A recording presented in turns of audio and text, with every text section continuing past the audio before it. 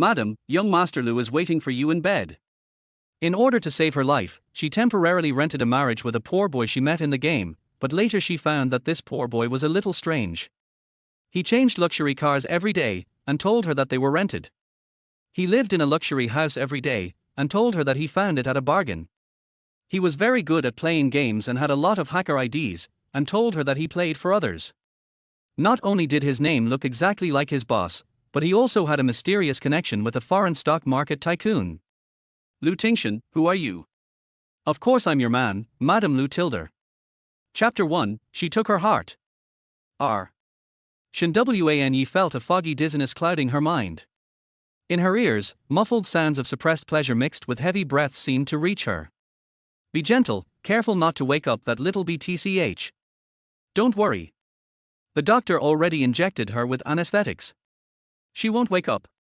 The man's voice was laced with heavy desire. That crying little thing is so annoying, baby. Once you get her heart tomorrow, I won't have to deal with that woman anymore. Shin Wane forced her eyes open, struggling against the overwhelming drowsiness brought on by the anesthetic, and her gaze landed on the two entangled figures on the sofa beside her hospital bed. It was actually Lu Linxie and Shin Chi. Why was her sister and her fiancé here, in her hospital room? Shin Wane clenched her fists tightly, her nails digging into her skin as she fought to stay conscious against the drug-induced drowsiness. You've suffered, Lin Xie. Shin Chi's voice sounded languid and seductive. My sister is so stupid. She forged a test report and showed it to her, and she actually believed she had a terminal illness and agreed to their heart surgery. TSK. If she weren't so stupid, how would you get a healthy heart and become my wife? Lu Linxie panted heavily, and then suddenly let out a low growl as he hugged Shin Chi tightly, his hands roaming. Baby, go take a shower and rest. After the surgery tomorrow, your heart condition will be fine. Plus, Shin Wane will probably die on the operating table. Then her inheritance will be ours. Shin Wane kept her eyes tightly shut, burying her blood-streaked lips in the blanket. She could hear Shin Chi's soft laugh and the sound of running water from the bathroom. Slowly, Shin Wane opened her eyes, gritted her teeth, and pinched her thigh hard, using the pain to wake herself up just a little. She slipped on her shoes and quietly left the room. Her vision was becoming more and more blurry. The numbness creeping up from the anesthetic and the overwhelming drowsiness made each small step feel like a monumental task. Where did that woman go? A harsh shout came from behind her, and Shin Wane's legs trembled, almost giving out on her. Panicked, she collided with a small cart in the hallway. The cart flipped over with a loud crash. Footsteps were quickly approaching. Shin Wane gritted her teeth and braced herself with her palm on the ground. A piece of shattered bottle pierced her hand, snapping her out of her stupor for a brief moment. She stumbled to her feet and rushed toward the nearby emergency exit. Escape! Shin Wane leaned heavily against the railing of the stairwell, which was thick with dust. Her blood mixed with the grime, forming dark red mud on her hand. Her legs had gone numb, and every step she took required all her remaining strength. The parking lot was eerily empty. Her long hair was a tangled mess, and her body was covered in blood and dirt. She stumbled across the parking lot, nearly tripping every few steps, her steps chaotic and eyes full of fear. She found a corner, huddled down, and hugged her head. She forced herself to stay conscious, swaying as she crouched, hugging her head. Wane. What are you doing here? A worried voice came from beside her. You're supposed to have surgery tomorrow. What are you doing outside in this cold, dressed like that? Shin Wane barely managed to open her eyes and look at the person speaking. Tears suddenly welled up and streamed down her face. Mom. Sister and Lu Linxie, they slept together. Shin Wane sobbed uncontrollably as she clutched her mother, Ju Guilan. Right next to my hospital bed. I saw it with my own eyes. She didn't notice that her blood and dirt-covered hand had brushed against Ju Guilan's coat, leaving a slight trace of disgust in her mother's eyes. They've been lying to me. I'm not sick. It's because my sister has a heart condition that they tricked me into the surgery. They want to kill me and take Grandpa's inheritance. All right, it's okay now. Ju Guilan's eyes flashed with a cold light. Shin Wane felt as if she had finally found a safe harbor, and she relaxed, her eyes closing as sleep overtook her. Zhu Guilan gently laid her unconscious daughter against the wall, picked up her phone, and noticed dozens of missed calls. She raised her hand and dialed one of them. Some time passed, and Shinwane gradually regained some awareness. Faint sounds of arguing reached her ears. I went to all this trouble to bring this useless thing back from the orphanage just so you could get her heart. What will you do if she runs away? Besides, that old man left her an inheritance. Are we just going to let her keep the money? This was Zhu Guilan's voice. Shinwane suddenly felt like she had fallen from heaven straight into hell. She had grown up in the orphanage, only to be brought back to the Shin family at the age of 16. She thought it would be a happy reunion, and then Lu Linxie, the young master of the Lu family, proposed to her. But it all turned out to be a lie, and the people she trusted, her mother and fiancé, were the ones deceiving her. Except for her late grandfather, everyone else was. So now she knows, what if she refuses to cooperate with the surgery? Zhu Guilan sneered, direct relatives and spouses can sign the surgery consent form. Even if she refuses, she has to agree. Once she is dead, the money will be ours. Shinwane's eyes narrowed sharply. She heard the voices fading, and suddenly, her resolve hardened. She clenched her fists and sat up. She couldn't just sit back and let this happen. She couldn't allow her heart and inheritance to fall into the hands of these heartless people. Shinwane took a deep breath, quietly opened the window, and slid down the nearby water pipe. Her grandfather will had clearly stated that the inheritance could only be accessed after she had been married for 6 months. Conveniently, the right to sign the surgery consent form was given to the spouse before the parents. So if she could marry now, she could escape the Shin family's control. But who could she marry? Shinwane wandered aimlessly on the street, when suddenly her eyes lit up as she spotted a slightly worn-out sign. The dim light revealed for big words, Tinglong Internet Cafe. This was the internet cafe near the orphanage where she grew up. The manager there had watched her grow up. Now, penniless and with nowhere else to go, she figured she could try her luck there and maybe survive the night. And as for the marriage, maybe there was a way out. Inside the internet cafe, the decor had barely changed. The place had an unpleasant smell, but as Shinwane pushed the door open, she saw a man behind the counter with a sleepy face. $2 an hour, no ID required, he said lazily, his words muffled by the cigarette in his mouth. He looked up, then froze. Oh. Wane. Long time no see. I heard you got picked up by your family. I thought your parents were pretty well off. What are you doing here in this crappy place? And why are you still wearing a hospital gown? Uncle, I don't know how to explain it, but I have no money on me right now. Can you let me use a computer? Chapter 2, not even $100. Hey, you used to borrow my computer when you were little. Go ahead and sit down, the uncle said with a smile, taking a cup of instant noodles from the counter. It's cold outside, right? I'll make you some noodles. Shinwane opened the computer, thick with dust, and clicked on the familiar game icon. Staring at the chat window, she took a deep breath and typed, looking for someone to marry in B City, willing to get a marriage license tomorrow. If interested, please message for details. The world chat instantly exploded. Lingxi, Wanruor is looking for a marriage partner. Big boss, come to me. Gu Ren Ci, Jar Shi, shut up. What's wrong with Wanruor? Jian Shangju, ? Shinwane ignored the playful banter and private messages flooding in. Instead, she sent out the same message in a public broadcast every now and then. Though many people messaged her, most of them were just teasing her in a crude way. Finally, a message appeared from an ID named, One Meal 3 times. What are your specific requirements for the marriage? Shinwane furrowed her brows at the awkward-looking small account standing beside her. She typed her WeChat ID, add me on WeChat for details. In no time, she received a friend request on WeChat. The profile picture was completely black, and the name seemed to be her real name. Lu Tingshen. The name sounded a little familiar. Send a photo first. Shinwane paused, then typed, sure, send me a photo. A few moments later, a photo appeared in the chat. Is this person really that good looking? Shinwane stared at the photo. The man in the picture wore a simple white t-shirt, but his face was so handsome that even a sack would fail to hide his features. His sharp jawline, sword-like brows, starry eyes, and thin, sensual lips paired with a high nose bridge made him look like a celebrity's bare-faced selfie. Is this really you? Lu Tingshen replied quickly, no doubt about it. Okay, your looks are to my liking. Let me explain. I'm only looking for someone to marry because I need someone to sign a surgery consent form for me and allow me to inherit some property. I don't actually need a husband, so once I've dealt with this, I'll divorce immediately. Understood. Shinwani quickly typed, but I won't let you do this for free. You can ask for anything, and I'll fulfill it if I can. Then give me a gift of 100 gold coins first. Also, I don't have a place to stay.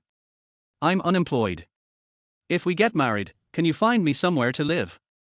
Shinwani stared at the message in disbelief. What the hell? Seeing that Shinwani didn't reply, the other side seemed a little impatient. What's the matter? Little sister, you won't even give me 100 gold coins to be your husband? Where's your sincerity? Shinwani pressed her fingers to her temples, feeling a slight headache. She opened her backpack and sent the gold coins. Got it. Be city, right? I'll see you tomorrow at 10 a.m. at the Civil Affairs Bureau. The ID on the game window went grey, and there was no further reply on WeChat. Shinwani sighed, suddenly feeling a little foolish. Uncle, I'm done here. Can I stay at your place for the night? Shinwani said awkwardly. I'll just sleep here at the seat. That won't do. The uncle frowned, grabbing a few small change coins from the counter.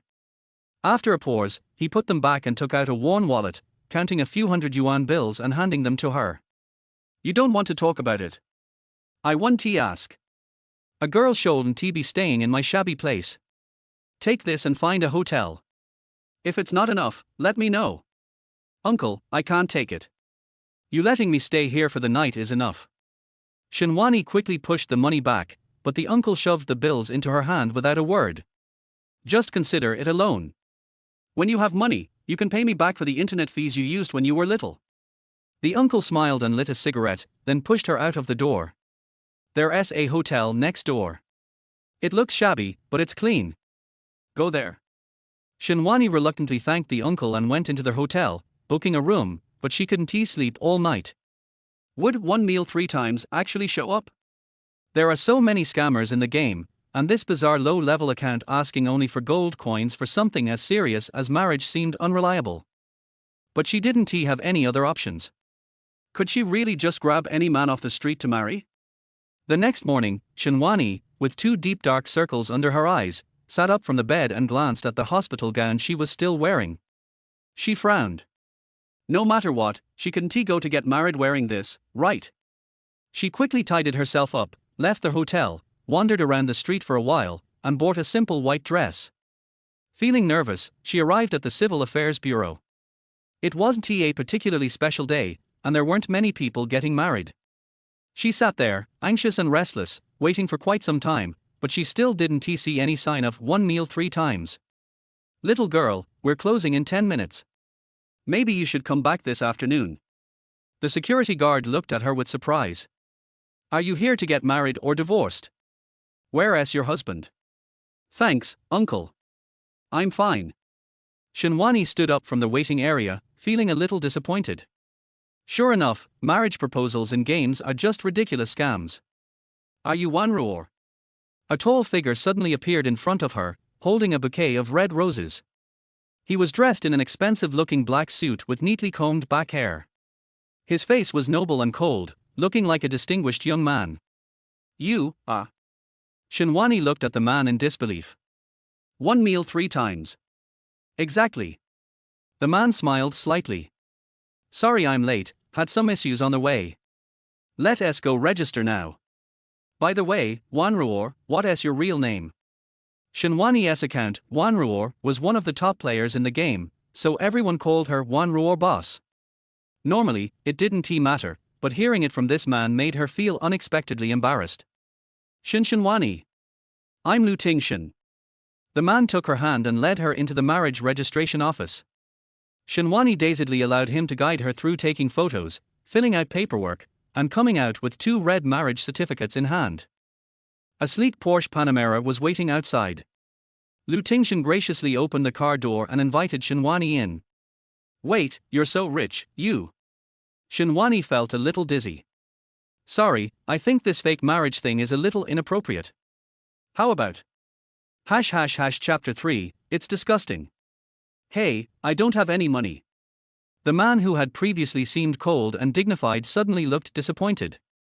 A slightly vulgar, small-town expression appeared on his exquisite face as he said, I thought all girls like a sense of ceremony, so I rented a car and bought this suit. It cost me quite a bit, you know. Oh, and I even got you a ring. Tingshen pulled a large diamond ring from his suit pocket and proudly presented it to Shen Yi. Isn't he pretty? How much did this cost you? Shen Yi stared in shock at the massive diamond ring, almost the size of a pigeon's egg. What on earth?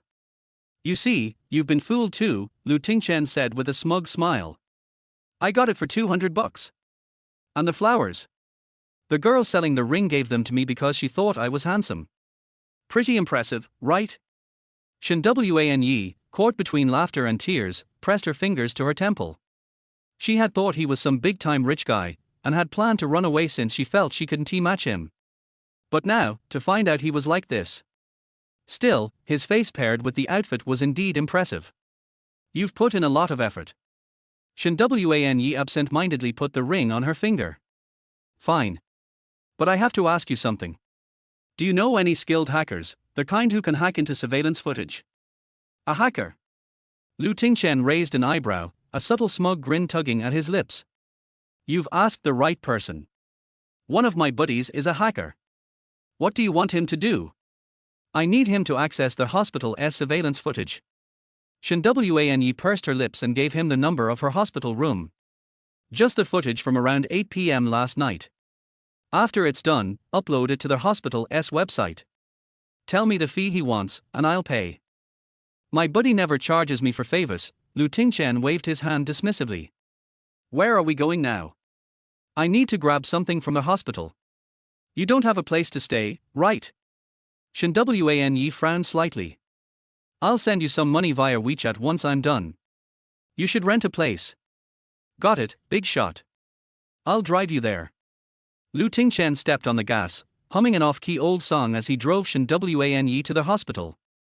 Big shot, call me if you need anything. WeChat. Shen Yi sighed helplessly as she got out of the car and entered the hospital, unaware that the man behind the wheel was wearing a subtle smile, his eyes deep and unreadable, a stark contrast to his earlier carefree demeanor.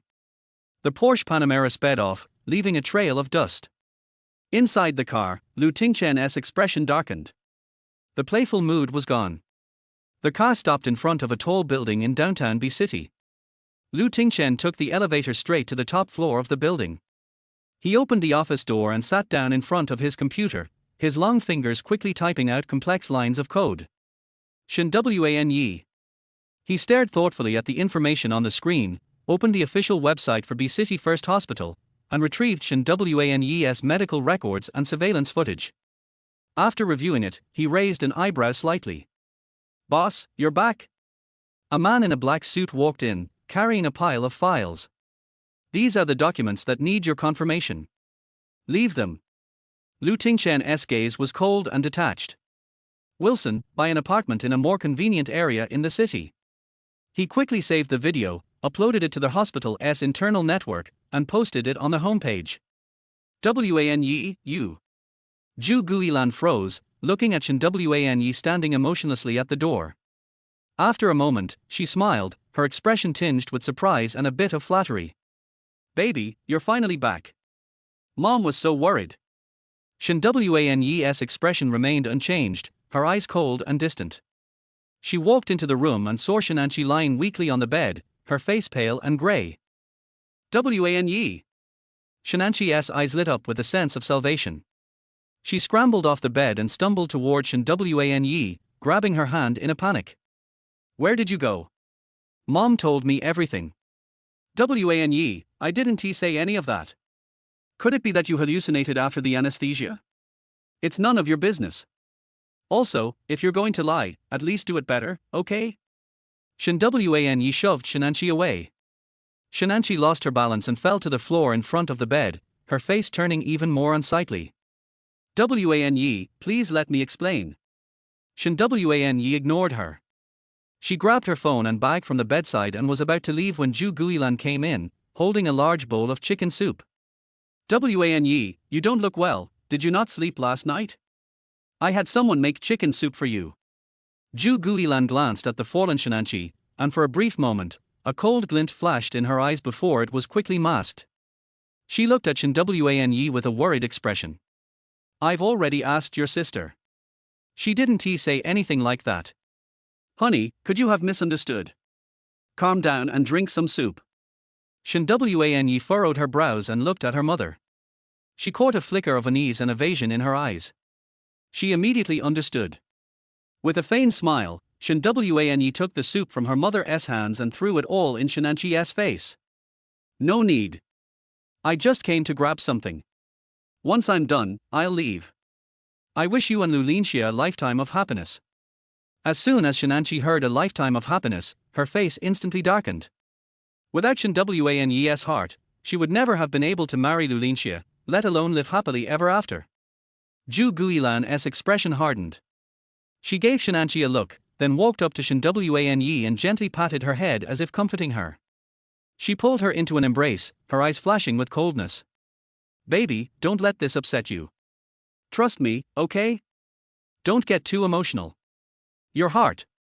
Wan Yi gave a cold laugh, feeling disgusted by the words coming out of their mouths. She raised her foot to leave but was stopped by Shenanchi, who grabbed the corner of her skirt. Wan Yi, you've really misunderstood me and Linxia. How could we do something like that? You're my sister. Shenanchi put on a look of extreme grievance. We're family. Mom worked so hard to bring you back, and now that we're reunited, you're going to let a misunderstanding tear us apart. Zhu Guilan bit her lip, watching Wan Yi remain unmoved. She quietly stepped out of the room and made a call from the hallway. Stop acting. It's pathetic. Wan Yi pulled her skirt away from Shenanchi's grip and looked at her with undisguised disdain and coldness. You and Lulinxia both just make me want to puke. She shoved Shenanchi to the ground and turned to leave, only to bump into Lulinxia, who was rushing out of the elevator, holding a bouquet of red roses. Wan Yi. Chapter for my wife asks for a reward. The doctors and nurses were all stunned as the man in a suit and leather shoes held Shenwani's hand affectionately and knelt on one knee on the ground. Wani, will you marry me? I will take care of you for the rest of my life. Lulinxia smiled secretly and did not notice that Shenwani's face was cold. It doesn't matter if this woman doesn't have the surgery. As long as he marries her first and tricks her into giving him the inheritance rights, then Shenwani will be at his mercy. Oh my god, that's the young master of the Lu family, right? He's so rich, handsome and affectionate. The nurses looked at Shenwani with envy, and began to cheer, marry him. Marry him. Lulinxia handed the flowers to Shenwani affectionately. I have heard from Auntie, Wani, you really misunderstood. How could I betray you? You must have been too nervous before the operation and had hallucinations. Will you accept my proposal? I can take you to get the marriage certificate now. To prove my sincerity. The LCD screen in the corridor was playing a public service advertisement when it was suddenly covered with snowflakes and made a piercing noise. After a few seconds, a thrilling video appeared on the screen. My dear, when you replace her heart tomorrow, I won't have to coax that woman all day long anymore. My sister is so stupid. I forged a test report for her, and she really believed that she had a terminal illness. A naked man and woman were entangled with each other in the ward without any scruples, and from time to time they made a few lustful moans. Although the video was a bit blurry, the people present still recognized them. Isn't this Master Lu and Shenanchi in bed 18? It seems that Shenanchi and Shenwani are sisters. Lulinxia's expression was indescribable, as if he had smelled a can of herrings. The medical staff around were still talking. Shenwani sneered, threw away the bouquet, and walked straight towards the elevator. Wan Yi, listen to my explanation. Shenanchi stumbled out and tried to pull Shenwani, but was pushed away without any courtesy. Lulinxia watched the petite figure disappear in the elevator, and a trace of cruelty flashed in his eyes. Shenwani took out her phone, opened WeChat, and made a voice call to Lu Tingshen. I'm done, come pick me up and we'll go look at houses together. Lu Ting coughed deeply, his voice still lazy and slippery. House, hi, I found it, I guarantee you'll be satisfied, I'll come and take you to see it right away, wait for me at the hospital. About 10 minutes later, a black Volkswagen stopped in front of Shenwani. Lu Tingshen, who was wearing a simple white t-shirt, rolled down the window and said, "Get in." Shenwani looked at the Volkswagen, which looked bigger than the Passat but whose model was hard to tell, with a little surprise. "What is this car again? My hacker friend borrowed it from me." Lu Tingshen drove the car into a well-green residential area as if nothing had happened. When he opened the door, Shenwani was so frightened that she stood there in shock. The apartment is about 300 square meters in size. The furniture and decorations are all brand new and look like expensive imported goods. The whole house is so perfect that there is nothing wrong with it. An auntie who looked to be around 40 years old stood in the living room. She glanced at Lu Tingshen and tried her best to put on a friendly smile as if she was treating a younger generation. "Little girl, are you satisfied with the house? This is har." Shenwani laughed awkwardly and pulled Lu Tingshen aside, saying angrily, "Do you think I'm a big shot now? I'm deserted by everyone and have only 4-digit money on me. What are you doing renting such a nice house?" Lu Tingshen scratched his head innocently. "It's not expensive. Auntie said she can rent it to us for 1,000 yuan a month." 1,000 yuan. Shenwani looked at the landlady blankly, then looked at the house, and felt that she might have been made stupid by the anesthetic. In this location, even if the price of this house increases tenfold, people would still rush to buy it. "Oh, little girl, don't be nervous, Auntie's house is really not expensive." Seeing Shenwani's dazed look, the landlady walked up to her, took her hand and said warmly, "Girl, my family is going abroad tomorrow, so we wanted to rent it to you and your husband at a low price. As long as you take good care of the house, the price can be even lower. Auntie, don't lower it. We rent it." Shenwani decisively took out her phone and asked, "Is WeChat transfer okay?" Okay. The landlady smiled so hard that her teeth were exposed and handed the transfer QR code to Shenwani. "By the way, little girl, I have some old clothes here, and I'll give them to you too." "Need not." Just as Shenwani was about to refuse, she was dragged into the cloakroom by her aunt. She was so shocked by the 2 closets of clothes that her mouth couldn't close. "Is this called old clothes? They are exactly the same as new ones except they don't have tags. Every piece is a popular model from international brands, and there are even some high-end dresses. Auntie, these are too expensive, please take them away, I really can't." The landlady looked at her with a bitter face and sighed, "Little girl, to be honest, these belong to my prodigal daughter. That damn child wants to buy everything she sees. She doesn't wear it after buying it. It's hard for aunt to clean up so many things, so I leave them all to you. Consider it a favor for aunt, okay?" "Shenwani." The landlady hurried to the door as if she was afraid that she would change her mind. Lu Tingshen hurriedly put on a flattering smile and followed her. "Auntie, let me see you off Tilder." As soon as she walked downstairs, the landlady looked at Lu Tingshen cautiously. "Mr. Lu, am I acting okay?" "Very good." Lu Tingshen put away the flattery on his face. His expression was indifferent and cold, and suddenly he smiled as if he remembered something funny. "Your bonus this month will be doubled." "Thank you, Mr. Lu." The aunt bowed deeply to Lu Ting happily and walked out of the community. Lu Tingshen returned upstairs and saw Shenwani standing in the cloakroom in a daze. She looked very lonely. He raised his eyebrows slightly and put on a sly look and stuck to Shenwani's hand. "Wife, I'm reliable, right? Is there a reward?" Shenwani was just thinking about those bad things, but after hearing Lu Tingshen's disturbance, the corners of her mouth twitched and she rolled her eyes. "Stop yelling."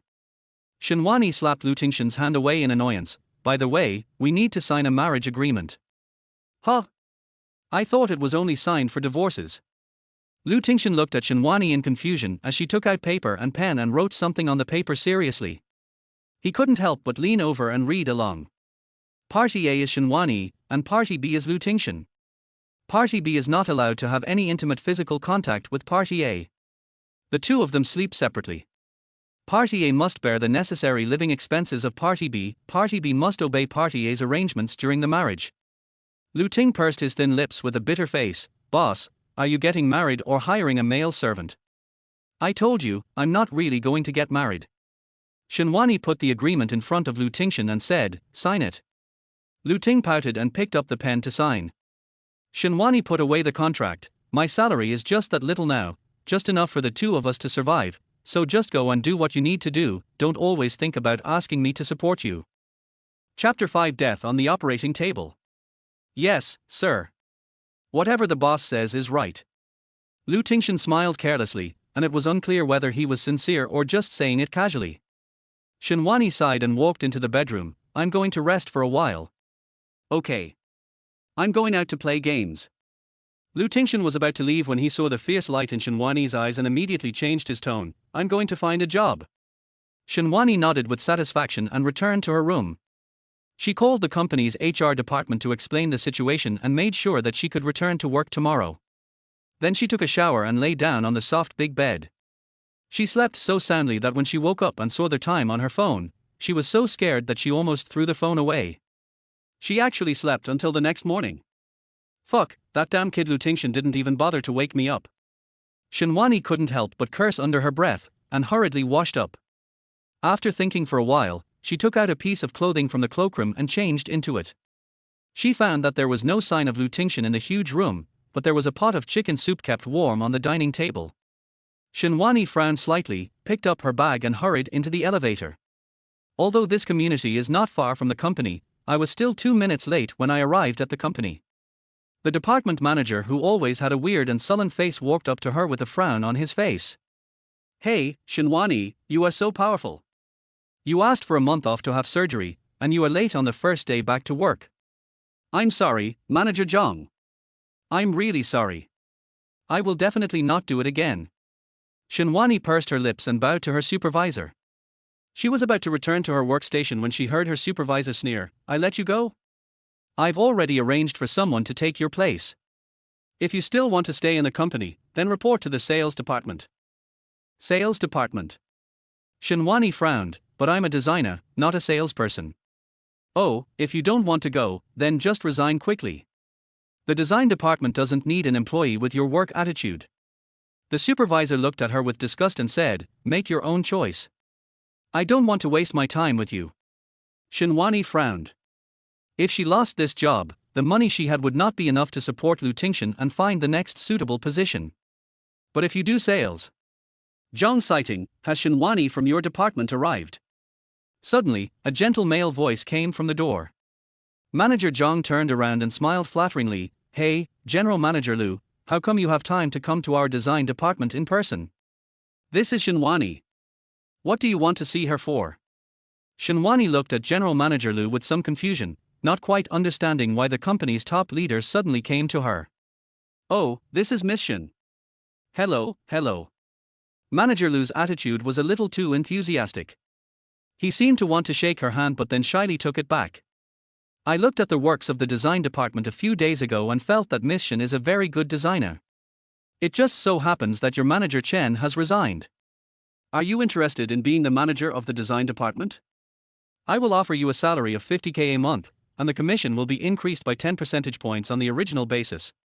Manager Lulu, what did you say? Shinwani shook her head and asked cautiously, 50k? 10 points more? Manager, this is too much. Lu Qian wiped the sweat from his forehead and said, Miss Zhang, talents like you will definitely be given preferential treatment by our group. Could this be the legendary good times after bad times? Thank you, Mr. Lu, for your kindness, but I'm just a young designer who just graduated. I'm afraid I can't do it well. Manager Lu laughed awkwardly, his eyes actually a little flattering. I'm sure you can do it. It's settled. I'll have the HR department sign the contract later. When Manager Lu walked out of the design department, Shinwani was still a little confused.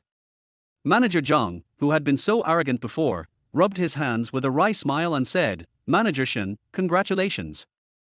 I will have someone move the largest office out for you. Please don't be angry with me. I am also setting rules for the employees below, not targeting you. Shinwani pressed her right eyelid, which was throbbing crazily, shook her head and returned to her workstation. It's okay, I'll just sit here for now. Their whole day's work seemed a little too leisurely. She didn't know who did the miscellaneous tasks that were usually piled on her hands. In a blink of an eye, it was time to get off work. Shinwani clocked in and walked downstairs in a daze, took out her cell phone and sent a message to Lu Tingshen. You little brat, where the hell have you been? Did you go play games again?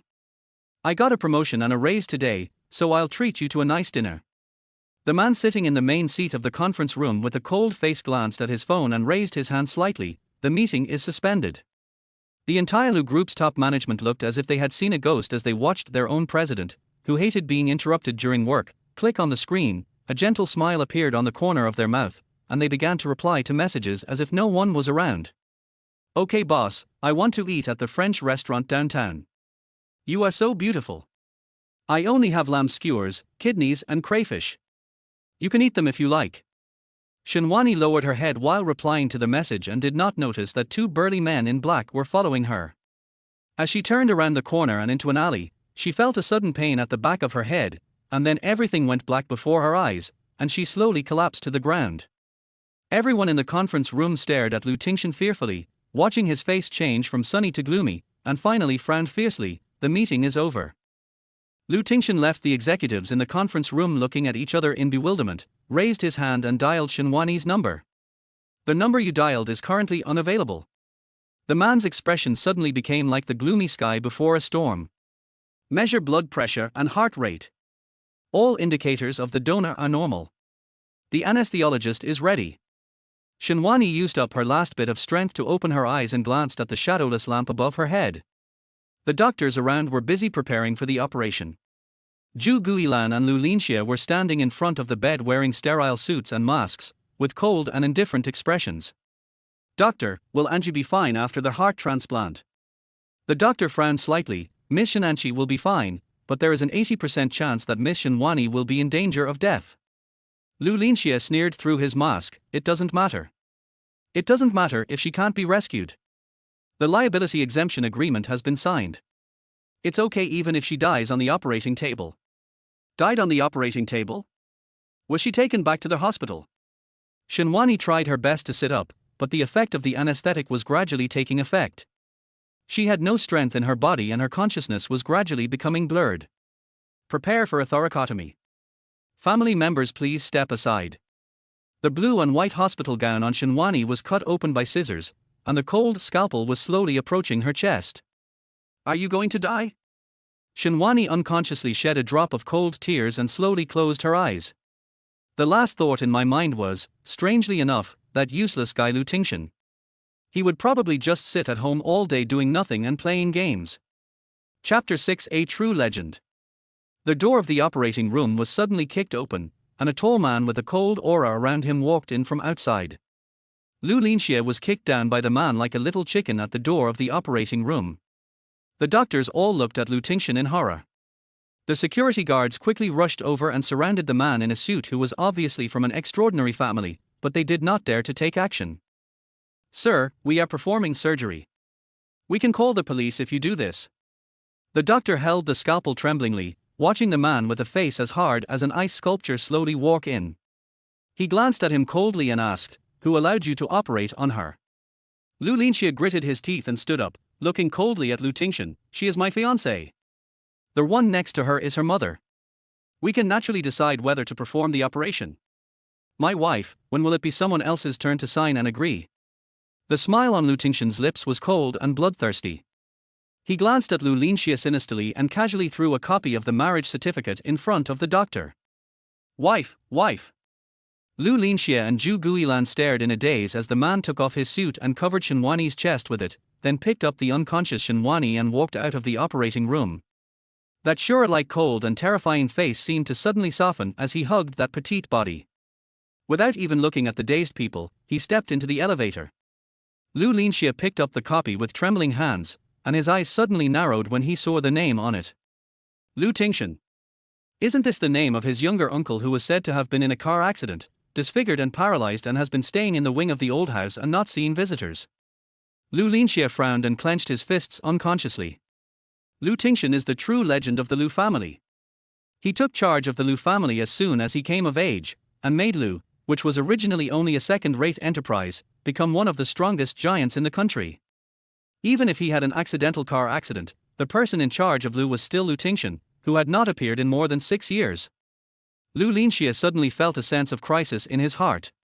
He pursed his lips, took out his cell phone, walked out of the operating room, and dialed a number. "Mother, is Lu Tingshen still in the old house?" The woman on the other end of the phone was a little surprised. "Of course, in the old house. Where can a disabled person go?" I heard that his condition has been getting worse and worse recently, and he is said to not survive this year. Lin Xie, you must quickly deal with the daughter of the Shen family. The old man has said that whoever marries the daughter of the Shen family will inherit the family business of the Lu family. Lu Linxia pressed his temple and said, I understand, mother. Please have someone keep an eye on Lu Tingshen. The black Volkswagen Phaeton was driving in the vast night. Lu Tingshen had a cold expression on his face. He frowned and drove the car into the community, stopped, and carried the still unconscious Shenhuani into the room. The girl's face had an expression of some pain, with some tear marks still remaining in the corners of her eyes. She was as pale as a ceramic glass doll that would break at the slightest touch.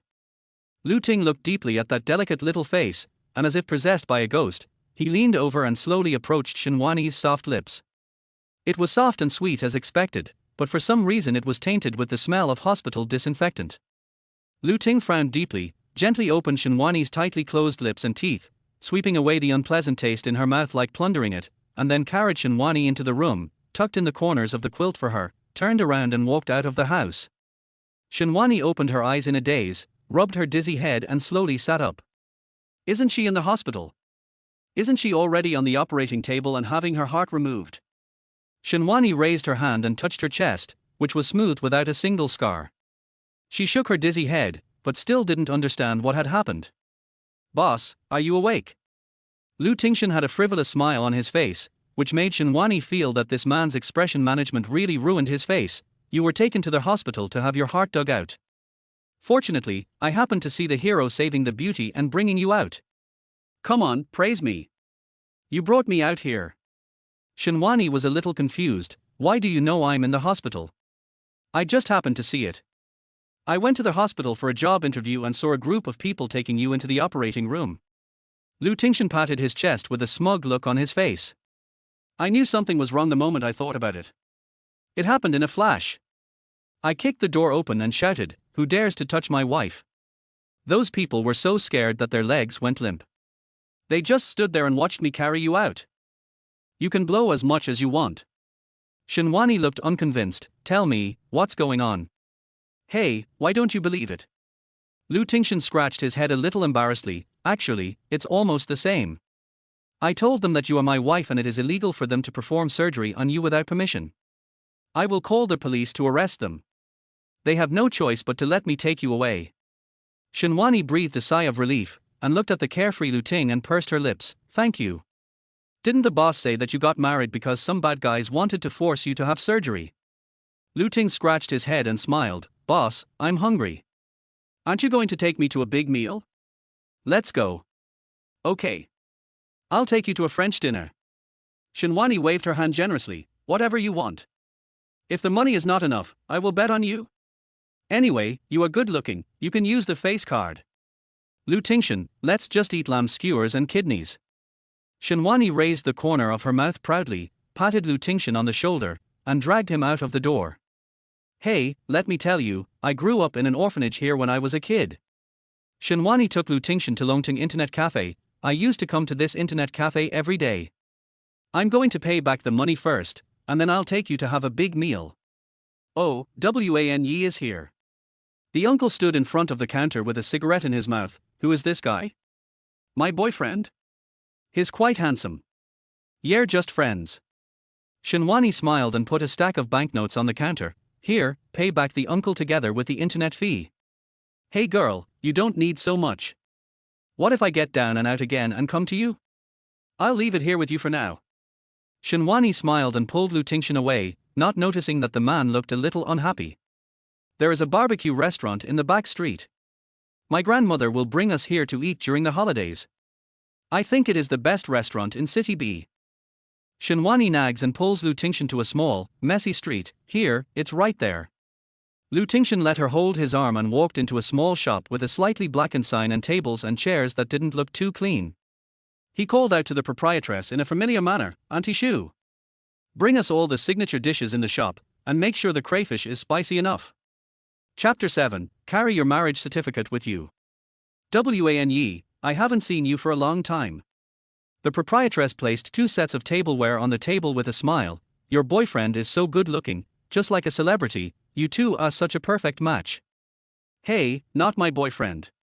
Shinwani scratched her head, feeling a little embarrassed, not noticing at all that someone's face was getting darker and darker. Do you drink, Lu Tingshen? We have beer and liquor.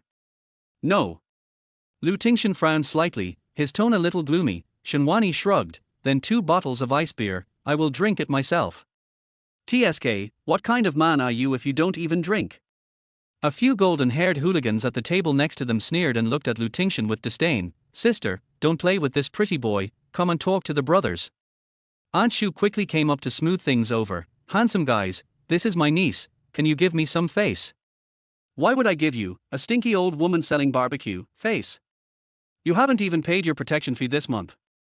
The leading golden retriever pushed Aunt Shu with his backhand, causing her to stagger and fall on the table. He then walked forward and tried to touch Shinwani's face. A bony hand tightly grasped his wrist. Lu Ting's eyes were filled with cold hostility, and the corners of his thin lips curled up in a cold arc, little white face. A clear bone-breaking sound came from the gangster's wrist. The golden-haired gangster covered his hand and fell to the ground, screaming. His companions immediately became fierce. Damn it. Kill this blind thing for me. He actually dared to fight with our brother Yang. Lu Tingshen. Shinwani watched in horror as the gangster picked up a beer bottle and hit Lu Tingshen on the head. She was about to push him away, but unexpectedly the man just stretched out his hand, snatched the bottle from the gangster's hand, and hit him on the head with his backhand. The sloppy and carefree Lu Tingshen was gone. The man standing in front of Shinwani had a cold and bloodthirsty look in his eyes. His moves were ruthless and decisive, with a gloomy murderous intent surging around him.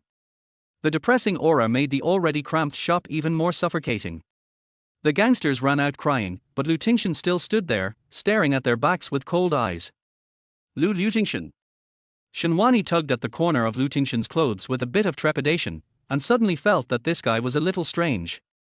Fuck you, these idiots are trying to steal my wife from me, bar. Lu Ting frowned and cursed fiercely, and the coldness and indifference on his body suddenly disappeared. When I was fighting with someone in the internet cafe, his father was still breastfeeding, what an idiot. The man, looking like a street thug, spat angrily, then walked up to Aunt Shu with a smile. Aunt, I chased those people away. If they dare to collect protection money from you again, you can ask me to help you settle the matter. Thank you, young man. Aunt Shu happily held Lu Tingshen's hand and said, Wani, look at how nice this guy is. He's handsome and righteous. It would be a pity if he wasn't your boyfriend. Hey, young man, I just heard you say that these people are trying to steal your wife. Auntie, Wane and I are not boyfriend and girlfriend. I am her husband. Lu Tingshen still had a smiling face. Where is the marriage certificate I just got a few days ago? Can I take it out and show it to Auntie? Shinwani, do you carry your marriage certificate with you? Wane, are you married? Aunt Shu's face suddenly burst into smiles, and she glanced at Shinwani in a reproachful manner. Oh, you are so lucky to have such a good husband. Why didn't you invite Aunt to their wedding? Aunt will be angry if you do this. Auntie, we haven't had time to hold the wedding yet. When we do, I'll definitely invite you. Lu Tingshen stole a glance at Shinwani, and seeing her staring at him with gritted teeth, he couldn't help but let a hint of teasing cross his lips, and raised his arms to hug Shinwani. Right, wife. Shinwani laughed dryly, raised her hand and pinched Lu Tingshen's muscular waist, and replied with a fake smile, You are right, husband. Mr. Lu, who felt pain in his waist but happiness in his heart, ignored the pain in his waist and pulled Shinwani to sit down with a smile. The dishes were served soon, but Lu Tingshen didn't eat much. He just peeled the lobsters one by one and put them in Shinwani's bowl. Aunt Shu, another bottle of cold beer. Shinwani shook the empty wine bottle. Why don't you eat? Don't you like it? You eat yours, I'll eat later. Lu Ting frowned deeply as he looked at Shinwani's red face. He took off his gloves and held her hand as she tried to open the wine. Don't drink anymore. You've already drunk a lot. Don't worry about it, I'm in a good mood today, I can drink as much as I want. Shinwani pushed Lu Tingshen's hand away. I got a promotion and a raise. No one can hurt me anymore. I can make a lot of money on my own. Yes, you are awesome, boss. Lu Tingshen calmly hugged Shinwani's limp waist and took the bottle opener from her hand. Boss, it's getting late, shall we go home? What home do you want to go back to? I don't have a home. Shinwani was half lying drunk in Lu Ting's arms. Anshu came over anxiously and asked, Wani, are you drunk? Yes. Tingshen held Shinwani in his arms, took out his wallet with one hand and took out a few $100 bills. Auntie, we're leaving first. Oh, go slowly. Anshu stared at the backs of the two people in a daze, shook her head and muttered to herself, who is Wani's husband? Just now, he seemed to have a card called the American Express Black Card that was shown on TV in his wallet. Xiao Luzi, let me tell you something. I have no home. I grew up in an orphanage. My mom tricked me back home just to give my sister a heart transplant, so I became a superfluous person. My boyfriend, Bar. Ex-boyfriend, is having an affair with my sister, and they all just treat me as a tool. Shinwani grabbed Tingshen's sleeve and stumbled, I'm not a big shot in the game. People like Gu Renzi are the real big shots. Others play games for fun. I played games to make money. In the internet cafe you just went to, I played for many nights and earned my tuition. Tingshen didn't say anything, but just looked at Shinwani crying and laughing as she walked on the road, and suddenly he felt a pain in his heart. When I get the inheritance, I will buy you a house. Life is hard these days. If you have a house and you look good, people won't look down on you even if you get married for the second time. Boss, I don't want to divorce you. Tingshen looked at Shinwani calmly, his voice low and cold, you have married me, so you have to be responsible for me. Bar, that's not what our agreement says. Shinwani pushed Tingshen away and said, to be fair, you are pretty. But you are too unmotivated. I will not really marry you. Tingshen raised his eyebrows slightly, what if I am motivated and work hard? Then let's talk about it later. Shinwani seemed to have no strength left.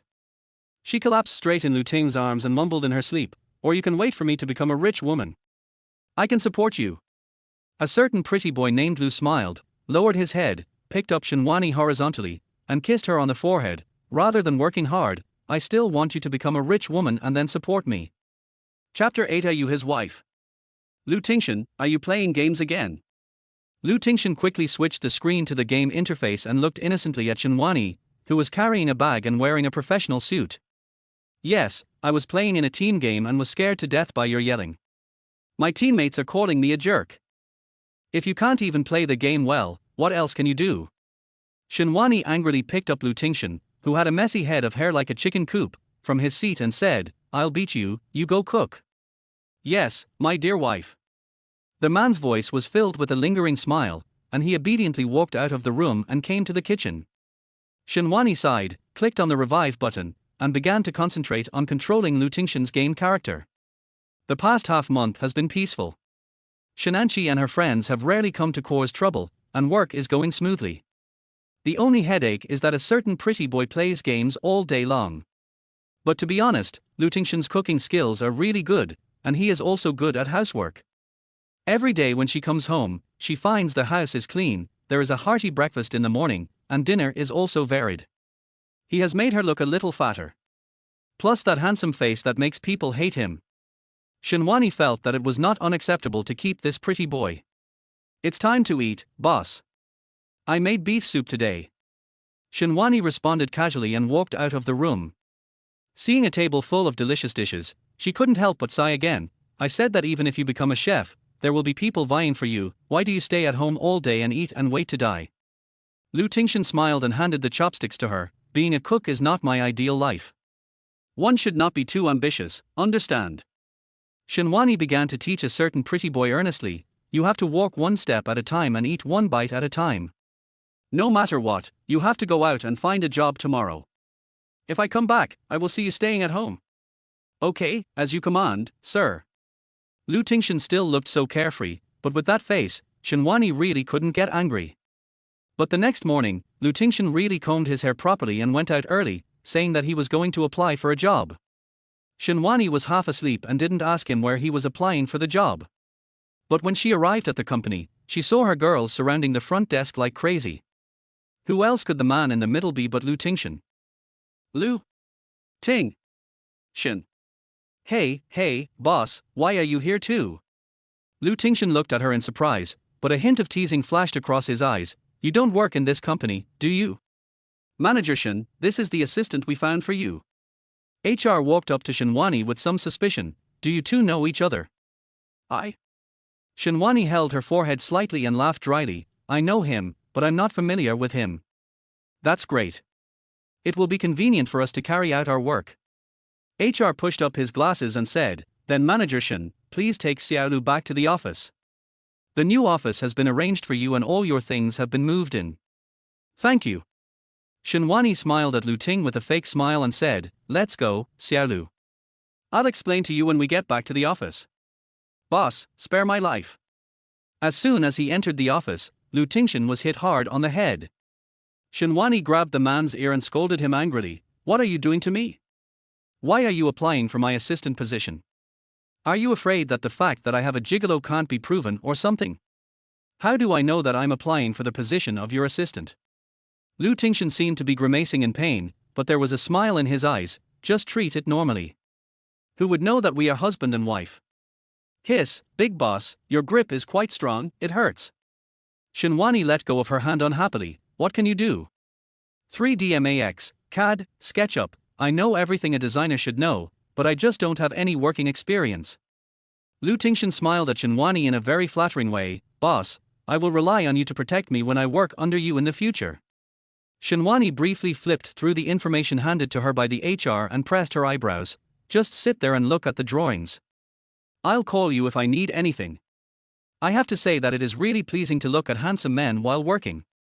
Shinwani suddenly understood the mentality of those big bosses who keep a beautiful VAR secretary. Looking at Lu Tingshen's handsome face, Shinwani felt that the client's anti-human requirements like colorful black seemed to become a lot cuter. Xiao Luzi, let's go and have dinner after get off work.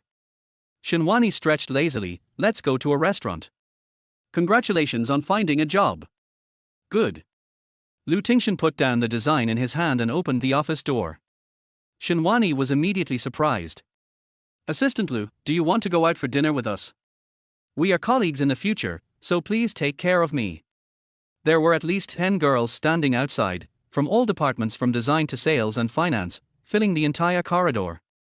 I listened to my boss. Lu Ting looked at Shinwani expressionlessly and threw the problem to her. Manager Shin has been promoted, so we should get together, right? Let's have dinner together, Tilda. The girls looked at Lu Tingshen shyly, and began to pull Shinwani, who was still in a daze, trying to act coquettishly. Shinwani's mouth twitched, and she pressed her swollen and painful brows. Eat. How about hey did you? It's my treat. Cheers, Tilda. The group of foodies in the company were particularly reserved today. The girls who usually ate a lot during every dinner party today wanted to eat a piece of tripe in 3 bites. Their eyes were all focused on Lu Tingshen. However, a certain straight guy was completely unmoved and ate the shrimp paste in the bowl seriously. Assistant Lu, how old are you this year? Do you have a girlfriend? Finally, some girls couldn't hold back and went straight to the point. Unexpectedly, Lu Tingshen's words made the girls, who were just feeling amorous, heartbroken. I am married. Shinwani suddenly felt a chill on her back, and she might be stabbed by a group of girls after the meal. Har har, you're getting married so early. The girl who asked the question smiled awkwardly. Your wife must be very beautiful. Yeah, very beautiful. Lu Ting ate the shrimp paste in the bowl with an expressionless face, completely unaware of the frustrated faces of the girls. The atmosphere at the table suddenly became awkward. Only Lu Tingshen was still eating their hot pot seriously, and he put a few beef balls into Shinwani's bowl. Assistant Lu, you said this morning that you knew Manager Shin. Could she be your wife? Chapter 9 I am doing design, not charity. How is that possible? What are you guessing about? I only know his wife and have met him a few times. Shinwani hurriedly denied it and cursed Lu Tingshen 1,000 times in her heart. It's getting late, let's go. Are you full? Shinwani laughed dryly. How about some more dishes? The girls had no appetite to eat. After thanking Shinwani and exchanging a few polite words, they went back to their own homes. As soon as they left, Lu Tingshen got another slap on the forehead. You little bastard. Don't get so close to me outside. Got it. Hey, I'm not used to that. You look like you can't eat when you're sitting there. Lu Ting pouted and took Shinwani's hand. Hick, I'm so full, let's go back. Okay, let's go get some ice cream later. The atmosphere in a VIP ward of the First People's Hospital of City B was a bit depressing.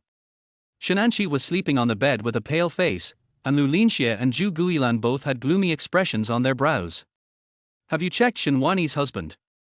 Zhu Guilan sat on the sofa with a look of surprise. She actually found a man to marry so quickly. What about Enchi's surgery? Are we really going to give the old man's inheritance to that damn bitch in half a year? I've sent someone to check it out. Lu Linxie's expression was not very good either. When he thought of the name Lu Tingshen, he felt even more uncomfortable. It was unlikely that Shenwani would find a husband with the same name as his useless uncle. Mr. Lu. The assistant hurriedly came in with a stack of documents. The things you asked to check have been completed. This is the complete information of Lu Tingshen. Lu Linxie frowned slightly, took the document and flipped through it. Zhu Guilan came forward anxiously, and when she saw what was written on the document clearly, she was stunned. China Higher Education Student Information and Career Center cannot find this person's study record. Nor can it find any work record. Lu Linxie raised his hand and turned to the next page to take a closer look. His expression suddenly became even more surprised. He's just an unemployed vagrant who plays games in the internet cafe every day. Zhu Guilan's face suddenly showed a hint of sarcasm. Oh, I was wondering where that damn girl could find a husband, and it turns out she can only find those shabby things. A hint of coldness flashed across Lu Linxie's eyes, and he suddenly raised his hand and tore the document into pieces. He, the future president of the Lu family, was actually frightened by such a worthless loser. Just because of a similar name and the aura that he somehow pretended to have. The next morning, Shenwani deliberately went to the company at a different time. As soon as she arrived at the door, she heard a rough male voice arguing with several young designers. Manager Shen, you're finally here. The girl at the front desk quietly pulled Shenwani aside and said, this customer wants to run away and refund the advance payment. Our workers are about to come in. Refund of advance payment. Shenwani did have an impression of this customer. He was a client that Zhang Sighting had contacted before. She was responsible for the design drawings throughout the process and they had always had good communication. Why did he suddenly come to refund the advance payment? Hello, I'm Shenwani, and I was the one who completed your design drawings before. Shenwani walked forward and put on a warm smile. If you have any opinions, you can communicate with me. The client pushed Shenwani away impatiently. Your design is not worthy of being called a design. Any college student can do better than you. The smile on Shenwani's face suddenly became a little stiff. She was just praised by CEO Lu for her good design and was promoted. Now she was dissed by the client. Shenwani put away the smile on her face. Her eyes were cold and indifferent. I have confirmed the plan I gave you many times. Don't you think it's a slap in my face to say this now? Is this how you treat your customers? Mr. Wu's face immediately turned red. If you don't return the money, I will stay in your company today. Let everyone see your true face. Mr. Wu, why are you here? Suddenly, a somewhat sharp female voice came from the door, and Zhang Sighting walked in from the main door. Don't be angry, Manager Shen didn't communicate with you in detail before, and may not understand your needs very well. If you are not satisfied with her design, I will help you find another designer in the company to make a plan. Zhang Sighting looked at Shenwani's cold face, and a hint of pride flashed across her eyes. I will personally help you check it until you are satisfied. HMPH, I'll give you some face. I can't let her do this design anyway. The colleagues around looked at Shenwani with either pity or ridicule, but Shenwani just looked at Zhang Sighting expressionlessly. I don't agree with your proposal. Zhang Sighting raised a slightly sarcastic smile and said, Manager Shen, the client is not satisfied with your design. It is reasonable for us to ask other designers to make a plan instead of you, right? Now I am the manager of the design department. Shenwani took the contract and looked at it, her eyes immediately showing a hint of amusement. From material prices to design fees, everything was shockingly low. The person who signed the contract was Zhang Sighting, and the quote was entirely based on internal prices. You want to refund the advance payment? Fine. According to what's written in the contract, I'll deduct 10% of the liquidated damages. I'll report it to the finance department right away. The expressions on Zhang Sighting and Mr. Wu's faces suddenly froze. Manager Shen, you can't act like a child just because the client doesn't like your design. Zhang Sighting's expression suddenly became a little flustered, and the customer's face turned red and white. What do you mean? You don't allow me to change designers when you don't do a good job. I am only considering it from the company's perspective. This contract will not only not make any profit for the company, but may even result in losses. Shinwani directly handed the contract to another veteran designer. Everyone can pass it around. This is the contract that manager Zhang signed before. We are in the design business, not charity. That's true. The price quoted above is almost the same as the price we paid for the materials from the distributor. The design fee is also more than 20% lower than that of tooling of the same size. This is a misunderstanding, Manager Shin. I was just joking with you. Mr. Wu smiled awkwardly and said, "It's not good to break the contract when the workers are about to arrive. I'm actually quite satisfied with your design. Let's wait until the finance department has reviewed the contract before we decide on the specific procedures." Chapter 10, Boss, please take me with you. Shinwani was too lazy to talk to them anymore. She completely ignored Mr. Wu's suddenly flattering expression and walked straight into her office.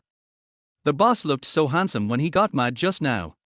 Tingshen had a smile on his face and casually placed a cup of black tea on Shinwani's desk. "Boss, calm down.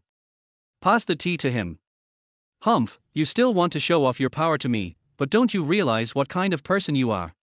Shinwani snorted coldly and took a sip of the black tea. "Little Lucy, the tea is good. The boss is very optimistic about you. Then the boss won't give me some reward." Tingshen shamelessly moved his mouth closer. "How about a kiss? Climb for me." Shinwani pushed Tingshen away with a slap, but her ears suddenly turned red. This damn pretty boy is becoming more and more shameless, from wanting to hold her hand and hug her to now even daring to dream of kissing her. The real murderer. Ting curled his lips. Suddenly, his cell phone rang. He frowned slightly, then said as if nothing had happened, "Boss, I'm going out to answer a call." Shinwani nodded and continued to work. Tingshen walked out of the office. His expression immediately turned a little cold. "What's the matter?" "Boss Lu Linxie has been acting strangely lately, secretly doing a lot of things with those old guys on the board of directors." The assistant's voice was a little hesitant, "and he may soon marry the young lady of the Shin family, according to the old man's will." "Keep watching." A trace of cold light flashed across Tingshen's eyes. "If those people on the board of directors don't jump, my efforts will be wasted." As soon as he hung up the phone, a sarcastic voice mixed with hatred came from behind him. "Har har, I thought you were some important person, but it turns out you're just a gigolo." Tingshen raised his eyebrows slightly and turned his head to look at Linxie, who was standing behind him in a suit and looked like a nobleman. The girls in the corridor looked at the two people in a daze. "That person seems to be Linxie, the young master of our Lu group. Why would he come to our group's subsidiary? An assistant Lu. What are you doing here?" When Shinwani heard the sound and opened the office door, her brows immediately frowned and she looked at Linxie with a sarcastic look. "This company is one of Lu's subsidiaries. As a member of Lu's board of directors, of course I can come." Linxie smiled playfully. "I checked the pretty boy behind you. His academic qualifications were fake. He used to be an unemployed vagrant who played games in the internet cafe every day. I'm curious why he can be a design assistant in our company. Falsified academic qualifications." Shinwani's brows suddenly knitted tighter. Zhang Yuanming, the HR manager who was following behind Linxie, sneered and threw a piece of information at Tingshen's face. "The file you filled out in the HR department shows that you graduated from Huaihai University, but we have checked the information of Huaihai University and there is no such person as you." Tingshen looked at Linxie with indifference, as if he was looking at some unpresentable trash, which made Linxie even more angry. "What are you looking at, pretty boy? The company that forged your education can be held accountable." Linxie sneered and looked at Tingshen as if he was looking at some garbage. "Shinwani, you married such a piece of trash." There were already quite a few employees outside watching the fun. When they heard what Linxie said, they looked at Shinwani with even more contempt. "Who do you think you are? What does it have to do with you who I marry?" Shinwani's expression became more and more disgusted, and she pushed Tingshen behind her. "You are not even as good as a hair of his. How can a scum like you who slept with his fiancée's sister be qualified to judge others?" The onlookers were immediately confused. "I don't want to argue with you, Shinwani." Linxie looked at Tingshen sarcastically. Thinking about how he had been frightened by such a shameless pretty boy that day, he became even more angry. "Tingshen, according to the company contract, you should pay the company a penalty of 500,000 yuan. Otherwise, we can only handle this matter impartially." "Oh? Business. Lu Ting glanced at Lu Linxie indifferently. How are you going to handle this matter impartially? Lu Linxie smiled playfully, record it in the file and announce it to the whole country. TSK, forging academic qualifications is not a small stain. I'm afraid I can only move bricks in the future. No, I can still eat the soft rice of Shinwani. It's just 500,000, I'll give it to you. Shinwani gritted her teeth and said, I'll give you the money in 3 days. Don't bother him with such a small matter. TSK, you're really nice to your pretty boy. Lu Linxie glanced at Shinwani jokingly, where are you going to get 500,000 now? I forgot, you still have your grandfather's inheritance. You married such a loser, are you planning to cheat Mr. Shen of his inheritance?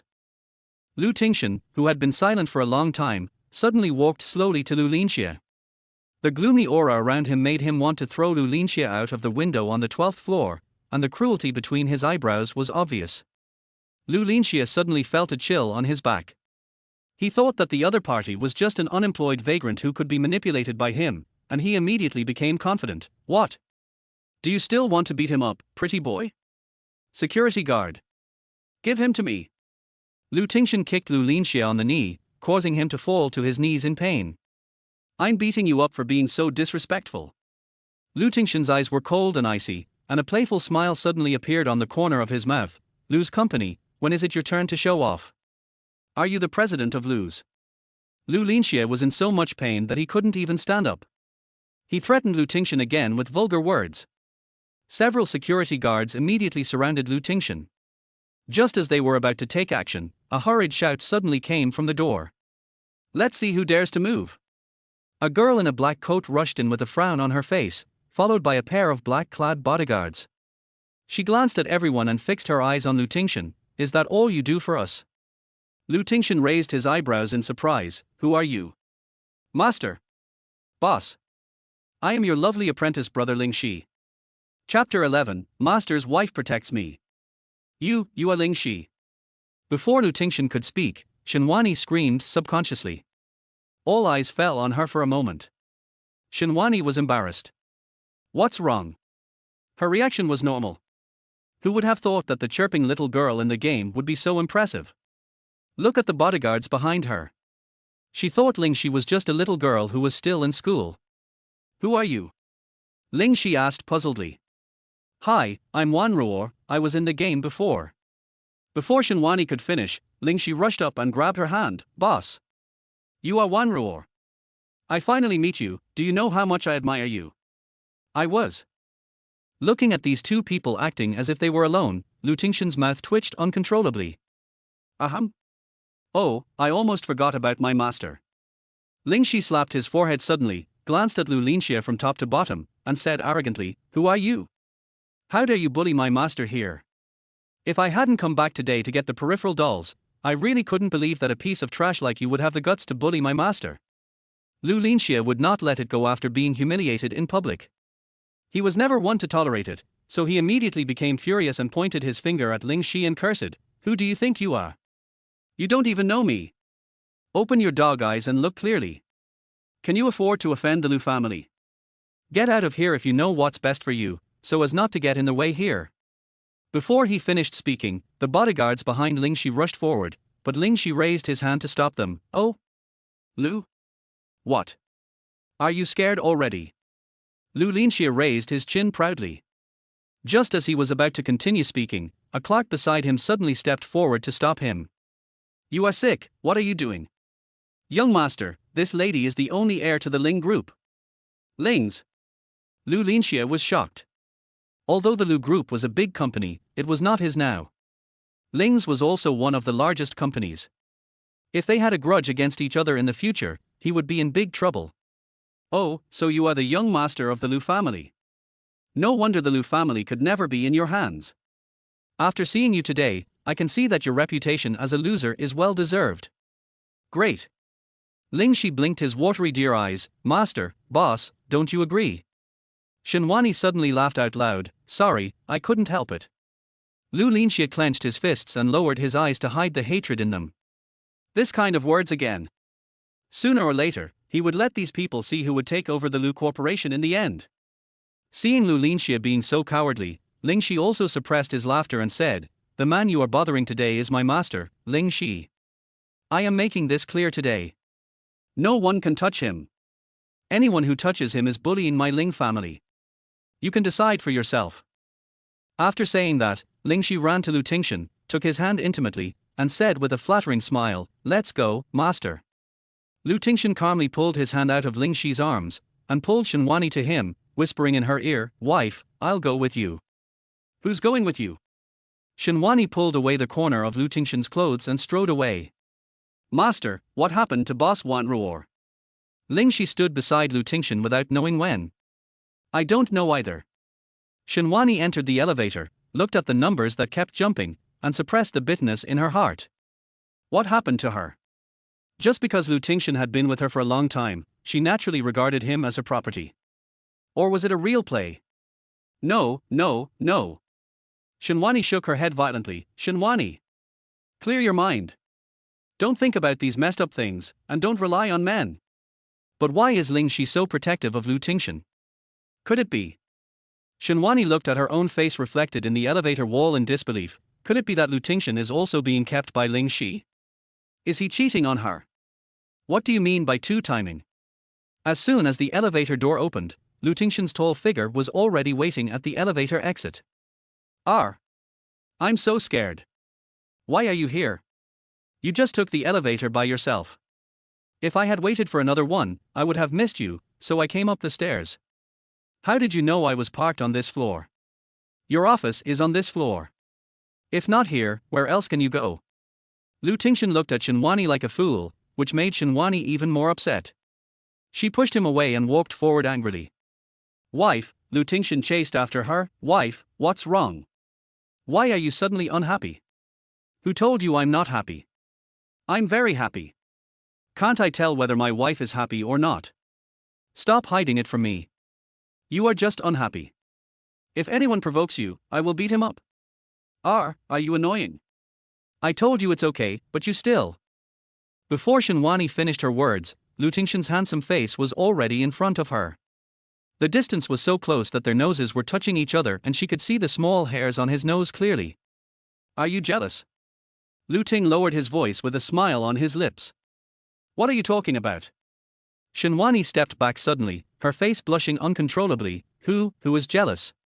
Seeing her reaction, Lu Tingshen smiled knowingly. Shenwani had been keeping her head down shyly, and didn't notice how doting and gentle Lu Tingshen was at this moment. "Well, since someone is jealous, I must explain and prove my innocence." Lu Tingshen adjusted his tie. "You just saw it too. When I saw her, I couldn't even remember who she was. So how could I be two-timing like you just said? Why is she so good to you?" Shenwani blurted out, realizing that the damage was done and it was too late to undo it, so she simply stopped quibbling. Lu Ting suppressed his laughter. "We were playing games, weren't we? We met in the game, and we met offline once before, but she asked me to help her get points. She's still in school. What are you thinking about every day? Who is it? Who is thinking about random things? What are they thinking about?" While the two were talking, Ling Shi had already taken the elevator up. As soon as she got out of the elevator, she heard Lu Tingshen talking about random thoughts. No. Shenwani waved her hands wildly. If the Ling family knew that she had made up such a story about their precious daughter, she would definitely not live to see the inheritance left by her grandfather. "It's just that I heard from your master that you are still in school or something." "Yes, master's wife, I am still in school." "So, did you not expect me to be so young?" "Well, I am wearing black clothes today, and black makes me look mature. I will change to a different color next time I see you." Seeing Ling Shi start to talk non-stop again, Shenwani couldn't help but sigh that young people are just full of energy. Etc. "Wait a minute, what did you just call me?" "Master's wife." "Yes, my master has told me everything. Are you still shy, master's wife?" Shenwani turned her head and glared at Lu Tingshen. Why does this guy tell this to everyone he meets? Lu Ting disagreed and still looked at her with a smile. Ling Shi looked at the two of them and couldn't help but feel that she seemed to be a little bright. "Master's wife, I didn't expect that you are so powerful in the game, but you are so petite and delicate in real life. From now on, I will have my master and master's wife to protect me in the game." Master's wife, is it okay? Oh, no. That's great. Can I go to Master's wife's office to take a look? I'm a little curious, hee hee. Sure, let's go, let's talk inside. Chapter 12, My master is really miserable. What on earth do you want to do by bringing me here? As soon as Lu Tingshen and the other two entered Shenwani's office and hadn't sat down yet, a male voice came from outside the door. Lu Tingshen and Shenwani looked at each other, and Shenwani got up to open the door, but she didn't expect that it was Zhang Sighting who was holding Lu Qian. Manager Lu, why are you here? Do you have any new arrangements? After all, Lu Qian gave Shenwani a promotion and a raise, and he was like a second parent to Shenwani, so her attitude could be said to be respectful. Lu Qian was originally instructed by Lu Tingshen to take extra care of Shenwani, and Shenwani was indeed a good girl, so he was quite satisfied with her. Nothing, it's just that Manager Zhang asked me to come here. By the way, what do you want? Seeing Shenwani and Lu Qian staring at her, Zhang Sighting felt uneasy for some reason. She also thought that if she could get rid of the boy next to Shenwani, who knows how happy Master Lu would be. This is a once-in-a-lifetime opportunity. Ahem. Zhang Sighting coughed. Manager Shen, the pretty boy next to you who is trying to take advantage of this situation can't stay in our company forever. You can't bear to let him go, so I'll be the bad guy. Where's he? Let him pack up and leave. Watch your mouth, you little white face. Didn't your mother teach you how to be a good person? Zhang Sighting said as she pulled Lu Qian inside, completely ignoring Shenwani's anger. Entering the room, the first thing Lu Qian saw was Lu Tingshen, who was sitting on the sofa with a half-smile on his face. His legs immediately went weak. Oh my god, Zhang Sighting is such an idiot. What kind of look is that? Their president is so tall, mighty and imposing, but he is actually called a gigolo. It's over. It was obvious that Zhang Sighting did not notice General Manager Lu's panic, and she continued to chatter, Manager, it was him. Not only did he offend our young Master Lu, he even forged a fake diploma and wanted to work in our company, and Shenwani let it go. If this gets out, how much loss will our company suffer? You? Enough. Lu Qian silently looked at the sneering expression of his president and couldn't bear to listen any longer. If this idiot continued talking, he would not see the sun tomorrow. Go ahead. Lu Tingshen took a sip of the coffee on the table, played with the latte art on it with a spoon, and didn't even look at Lu Qian. Manager Lu, don't you want to hear it all? Lu Qian wanted to die. He was very familiar with the president's tone. Lu Qian wiped the sweat from his forehead. He couldn't let Zhang Sighting, this idiot, speak again. Manager Zhang, where did you hear these false news? Manager, That's enough, Lu Qian waved his hand. I didn't think it was a big deal, but I didn't expect you to come here and complain about so many things. Lu Qian looked around and unexpectedly saw Miss Ling Shi. He hated Zhang Sighting for being so nosy and his tone unconsciously became heavier. I personally checked Assistant Lu. He studied abroad, so you can't find his academic qualifications from the China Higher Education Student Information and Career Center. Lu Qian said as he reached into his lapel and pulled out a few pieces of paper, then threw them in front of Zhang Sighting. Take a look for yourself. Zhang Sighting was embarrassed, but she had no choice but to open the paper in front of her superior. On the paper was a copy of Lu Tingshen's academic certificate from a second-rate university in country A. Shenwani, Ling Shi. Why does General Manager Lu keep this thing inside his clothes all the time? This is. Zhang Sighting was confused and didn't understand the situation. Lu Qian felt that he was very clever. Fortunately, he had already prepared a fake diploma and was ready to serve the president at any time. Lu Qian, was really loyal and courageous. Thinking of this, he became happier and happier. He looked at Lu Tingshen like a husky, his eyes full of praise. Lu Tingshen glanced over, and Lu Qian was shocked. The truth is what you see. Since the university is no different from the third-tier universities in our country, I changed Assistant Lu's academic qualifications for convenience. Shenwani and Ling Shi sat aside and watched this drama like spectators. Life is so unpredictable. Shenwani glanced at Lu Tingshen and thought to herself, such a handsome man, his IQ is not as good as his looks. Alas, God will spare no one. Zhang Sighting opened her mouth and wanted to say something, but Lu Qian didn't give her a chance. Okay, shut up. Do your job if you can, and don't bring personal grudges to work. If you can't do it, get out. The company really doesn't want to keep a chatterbox like you. There won't be a next time, manager. Zhang Sighting failed to gain anything. No matter how dumb she was, she could see Lu Qian's dissatisfaction and anger. It would be better for her to retreat. After returning to the office, Zhang Sighting opened the official website of Country A University with doubt, but saw the first cover was Lu Tingshen and several foreigners coming out of the teaching building. This completely dispelled her doubts. After Zhang Sighting left, Lu Qian's face turned gloomy and he asked Shenwani about her recent situation.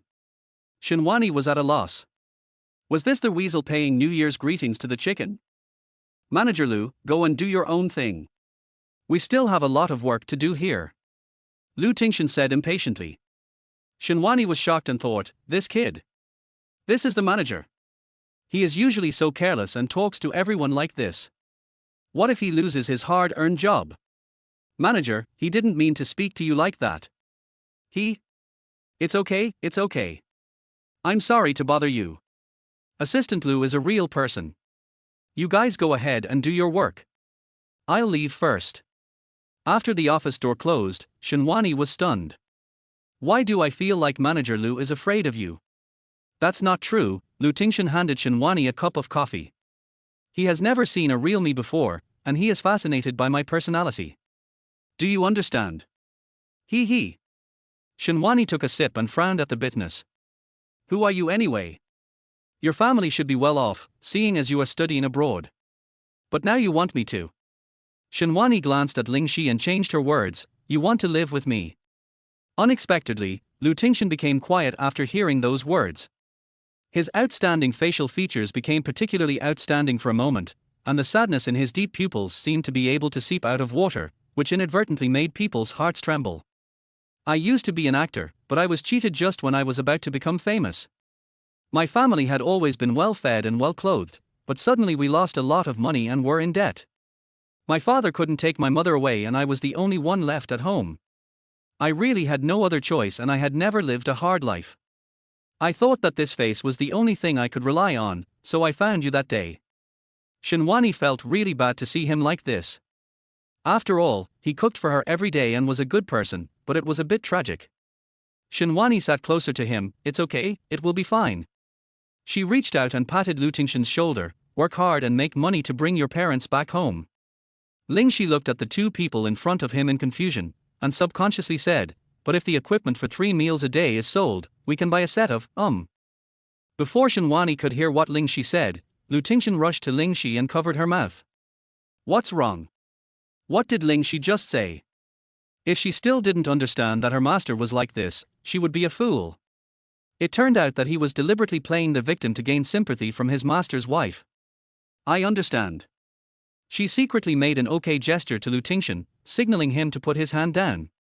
Nothing, I just think my master is really miserable.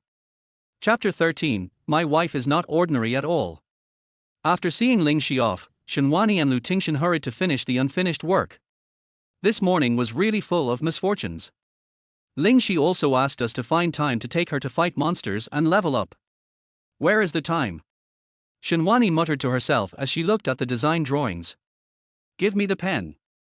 Ruler. Lu Tingshen, show me how this color combination works. Shenwani couldn't help but sigh that Lu Tingshen was really talented. She could feel how knowledgeable he was, so she felt even more sorry for his life experience. God is unfair. Shenwani shook her head and sighed. Why does my wife say that? Shenwani was too lazy to argue with him. I think you are pretty good. It's a pity that you only knew how to play games and do nothing. You should have a better destination. That doesn't matter to me. Lu Ting shrugged. For me now, having you is enough.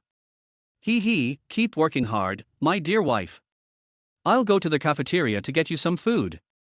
After saying that, he slipped out of the room, leaving Shenwani alone and feeling disappointed. As soon as Lu Tingshen left the office, he took out his cell phone and dialed a number. There was no trace of cynicism on his face, as if the hedonistic young man who was laughing just now was a completely different person. Wilso. It's me, reschedule the meeting. Okay, Mr. President, your lunch then. No need, I have my own arrangements. After hanging up the phone, a hint of coldness gradually emerged in Lu Tingshen's eyes. Lu Linxia is becoming more and more interesting. Before he knew it, he had arrived at the cafeteria. Lu Tingshen walked towards the meat area, but was suddenly surrounded by people. Manager Lu, are you alone? Manager Lu. I'm alone too. I've already prepared the meal. Let's go together. Manager Lu, Manager Lu. I don't quite understand some issues at work, and I would like to ask you for help. Can we talk while we eat?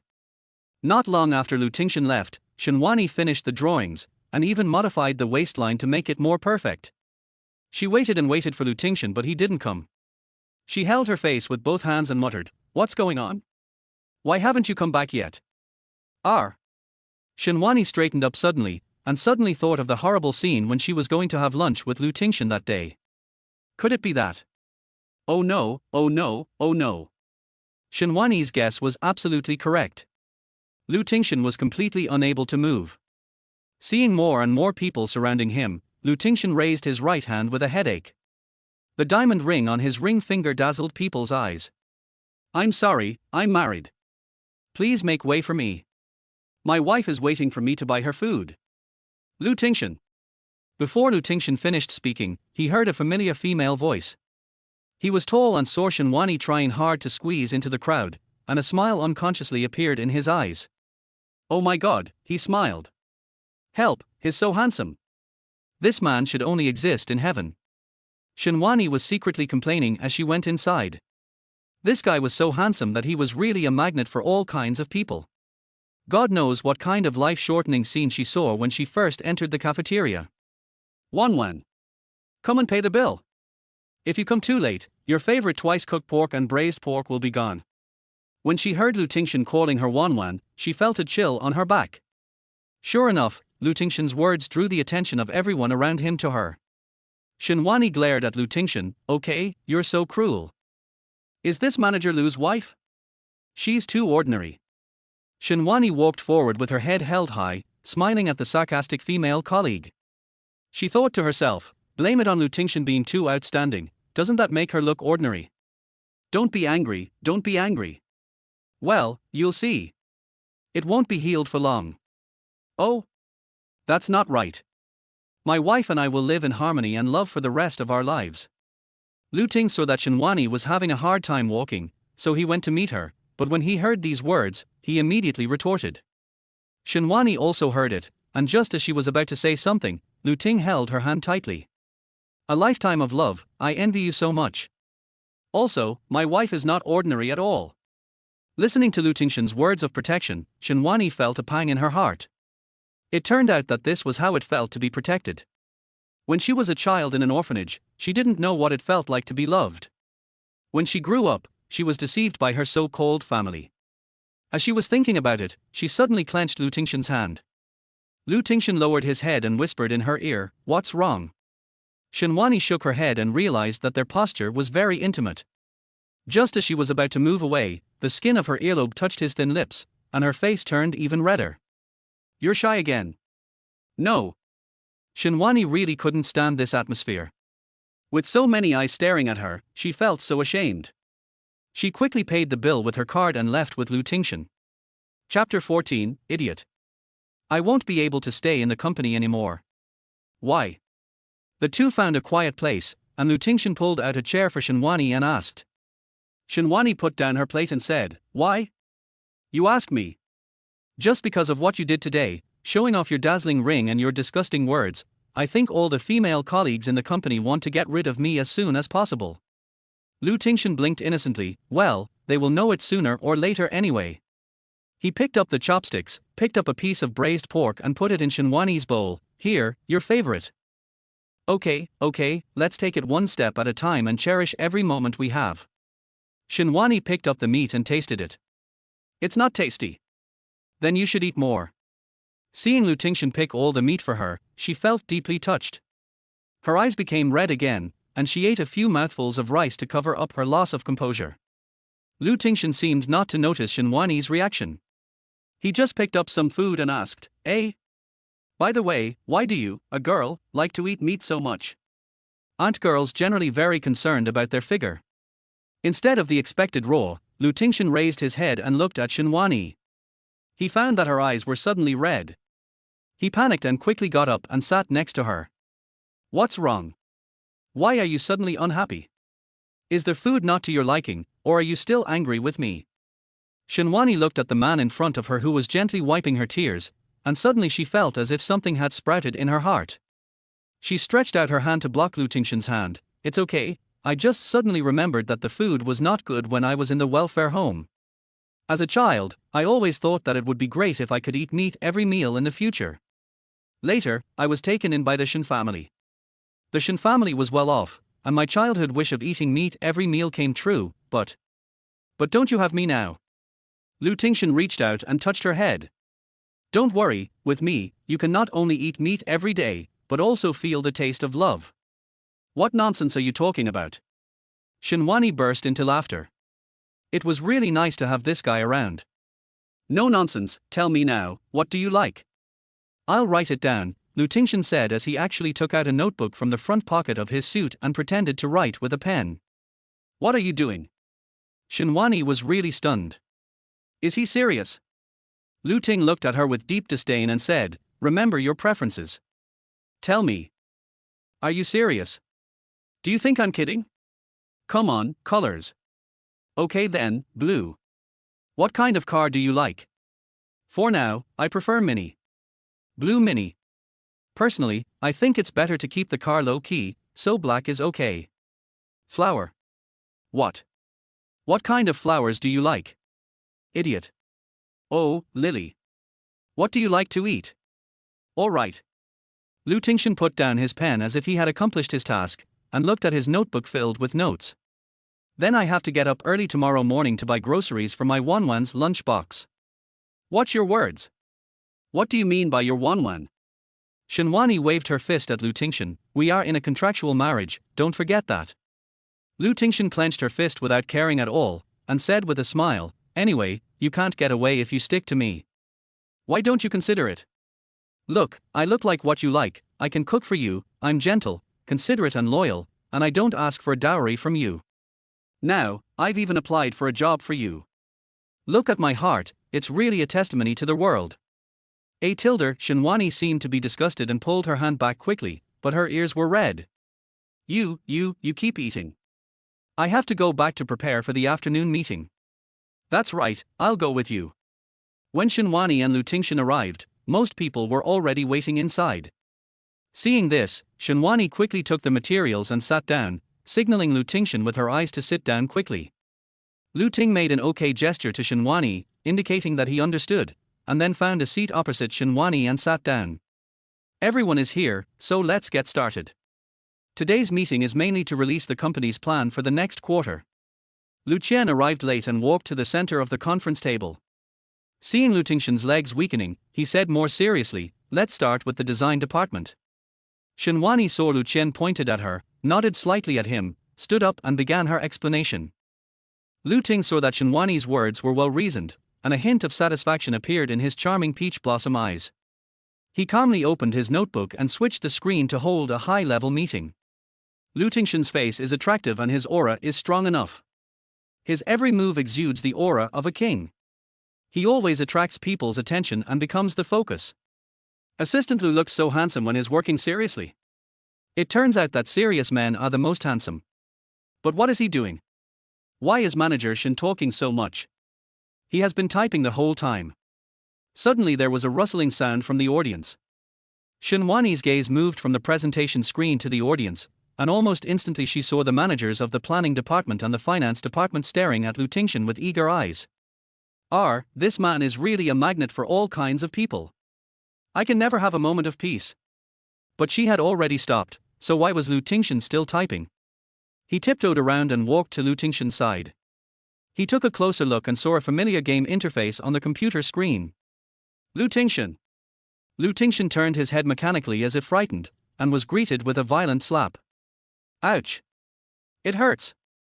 Lu Tingshen covered his head and quickly closed his notebook. No, I don't dare anymore. You work hard for me. If I find out again, Shinwani lowered her head and gritted her teeth in his ear, we'll get a divorce. After that, she walked to the stage in high heels and continued her speech. Without even looking at him, Tingshen looked innocent. His laptop was specially treated with a privacy screen film. Fortunately, he had noticed her coming, so he quickly switched the game interface and escaped. The planning of each department was completed quickly, and everyone left one after another, except Lu Qian, who kept Tingshen. Shenwani thought that Lu Qian was dissatisfied with Tingshen slacking off at work, so he wanted to warn him. Before leaving, he silently made a cheering gesture to Tingshen, which made Tingshen laugh and cry. As soon as Shenwani left the conference room, Lu Qian immediately bowed deeply to Ting at a standard 90-degree angle. "President, are you satisfied with today's handling of the matter?" Well, Ting's eyes were filled with coldness at this moment, but, does Lu Linxie have a say in this company now? Lu Qian was startled and lowered his head and said, "No, it was an order from the Lu family." "What exactly is going on?" "Okay, I got it."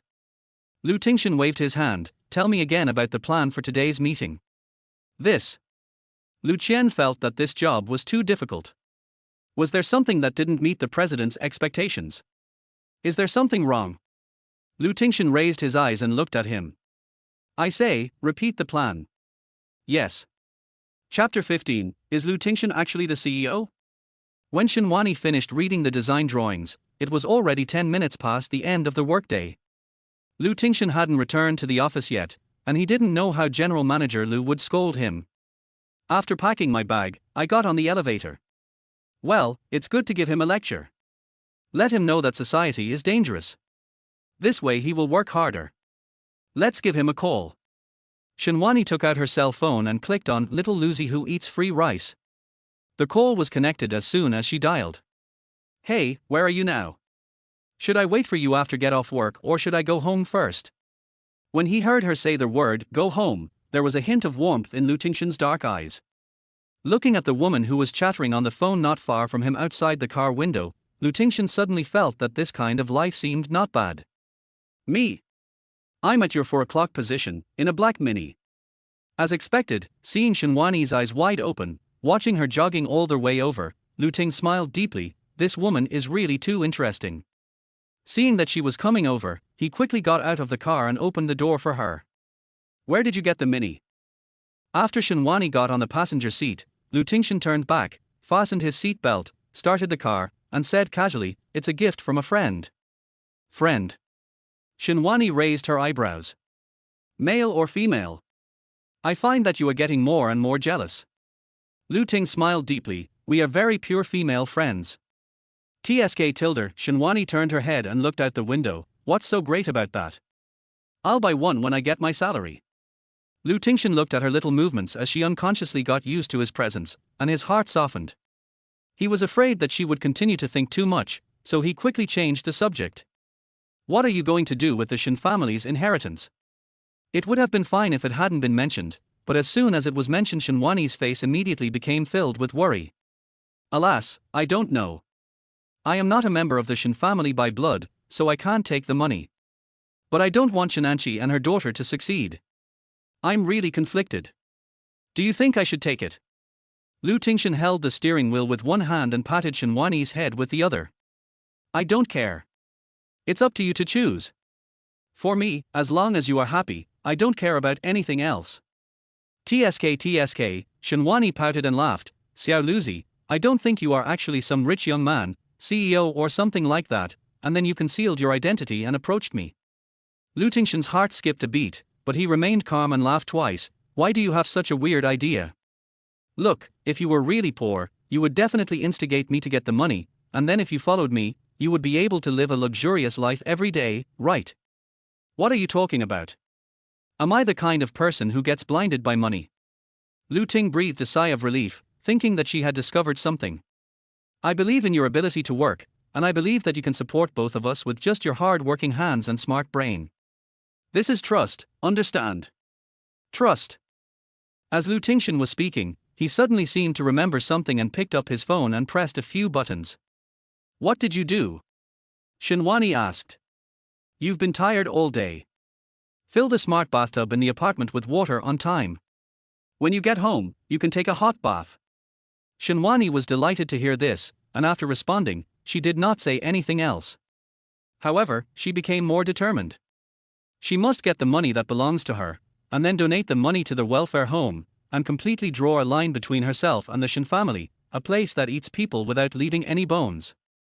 After returning home, Tingshen went to the kitchen to check the food in the refrigerator and prepare to cook. Shenhuani was urged by Tingshen to take a shower first. For a while, all kinds of sounds rang out in the huge house, which seemed to have the atmosphere of human life. Tingshen made boiled pork slices, osmanthus lotus root and lotus leaf porridge, and some chicken soup. The whole house was filled with the aroma of rice. There was no movement in the bathroom. Tingshen opened his phone and looked through the messages. Things at the company were almost arranged. He suddenly felt playful and tiptoed to the bathroom door.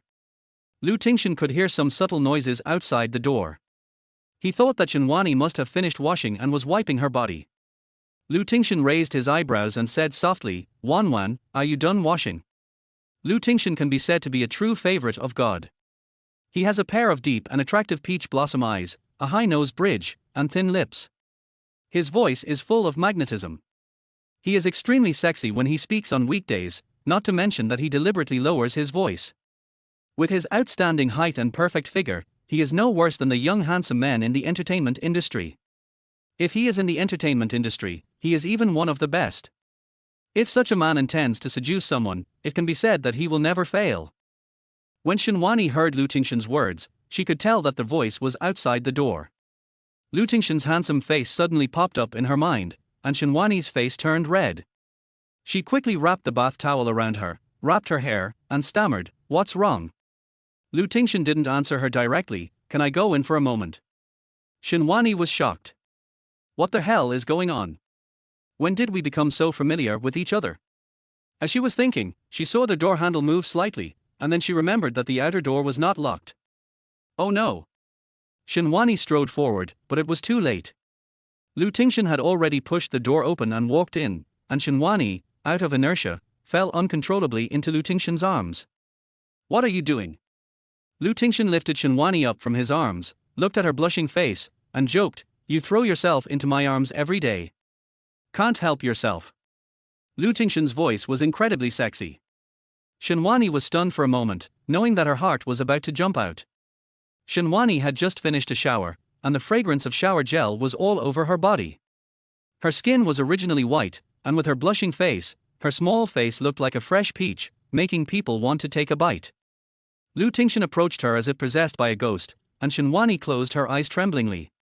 "I made a lot of delicious food, including boiled pork slices and sweet-scented osmanthus lotus root.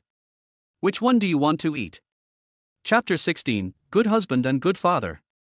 Shenhuani suddenly opened her eyes, her face flushed with shame. She had just thought that Tingshen wanted to kiss her. She even closed her eyes in cooperation. Oh no! The most abominable thing was, he actually wanted to ask her what she wanted to eat. "I don't want to eat anything." Pushing Tingshen away, Shenhuani ran into her room without looking back, slammed the door, and disappeared without a sound. The girl's soft body left his arms, and only the alluring fragrance remained. Tingshen put his hands in his pockets, and his face returned to indifference. But the emotions in his eyes were extremely complicated. What happened to him just now? He couldn't help but move closer to this woman. Shenhuani tossed and turned in bed, her mind full of Ting's deep eyes and his strong body when he fell into his arms. Shenhuani slapped her face. Par, what are you thinking? Men can't be trusted." However, her body's instinctive reaction just now was to accept him. She seemed to really like Tingshen a little bit. The moonlight grows brighter, enveloping the city with boundless tenderness, and also embracing people with countless different thoughts. Shenhuani slept well all night, and after washing up, she found the note left by Tingshen. It said that he had something to do, breakfast was ready, and asked her to drive the mini she drove yesterday to work. Shenhuani took a sip of the red bean porridge he cooked, and her whole stomach instantly warmed up. After hearing the sound of ding, Shenhuani picked up her phone and saw that it was an email from her manager asking her to modify the design drawing and make changes immediately. After quickly finishing her porridge, Shenhuani picked up the car keys next to the shoe cabinet and left. In the underground garage, Shenhuani carefully examined the Mini. Yesterday, she only noticed that it was black, but today, she took a closer look and found that even the model was the one she liked. She shook her head, turned around, opened the door, and started the car. A closer look revealed that even the ornaments and seat covers in the car were her favorites. Shinwani didn't think much about it. My friend Lu Tingshen has exactly the same hobbies as mine. What a coincidence. I wonder if we'll have a chance to meet. The car gradually merged into the bustling traffic flow. A few hours ago, at 5 a.m., in the top floor conference room of Lu Group. Lu Ting flipped through the documents at a glance, while listening to his assistant's report and arranging the work that was not completed from yesterday's video conference. The only sound in the conference room was the scratching of pens on paper. Manager Lee suddenly yawned, causing the people around him to yawn as well. Manager Lee raised his wrist to check the time. It was almost 7 o'clock. Before he could even look up, he heard Lu Ting's deep voice. Let's stop here today. After saying that, he strode out of the conference room.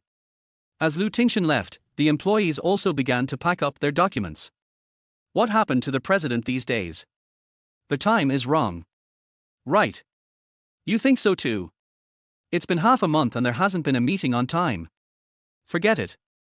Our president is a legend. He must have his reasons. We just need to follow his lead. Yes, it is a great honor to be able to work with our president. President, shall we go to the subsidiary? No, Lu Ting rubbed his brows, let's go to the vegetable market. Assistant. When the Rolls-Royce stopped at the entrance of the vegetable market, not only did the assistant's mouth twitch, but even Lu Tingshen felt that there was something a little bit out of place. Lu Tingshen adjusted his tie and decided to go all out. He must stick to his poor persona to the end. After getting out of the car, he found that his assistant was still in the driver's seat. Lu Ting frowned deeply and raised his middle finger to knock on the car window. The assistant was puzzled. What are you looking at me for? Let's go together. The assistant was confused again. Why was the president like this? Lu Tingshen was wearing a well-tailored suit and elegantly picking vegetables in the market, not affected by the noisy environment at all. He immediately attracted the attention of most people. The assistant took a deep breath and said, as long as I am not embarrassed, you are the ones who are embarrassed. After preparing himself mentally, he reported to Lu Tingshen and reminded his CEO of some tips on choosing vegetables. The eggplant you picked is not good. Look, there is a white and slightly light green belt-shaped ring where the sepals and the fruit of the eggplant are connected. The larger the ring, the tenderer the eggplant. The thinner the chili meat, the spicier it is. The vegetable vendor looked at the two people in front of him. Although he didn't know the brand of the clothes, he knew that they were very expensive just by looking at the material and the style. In addition, the two people kept talking. Could this be the latest operation of the internet celebrity to increase his followers? He looked around and couldn't find the camera.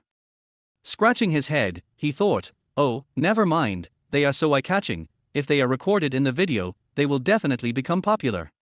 Young man, uncle will give you 20% off this dish this morning. Thank you. Lu Ting smiled deeply, signaled his assistant to pay, and turned and left.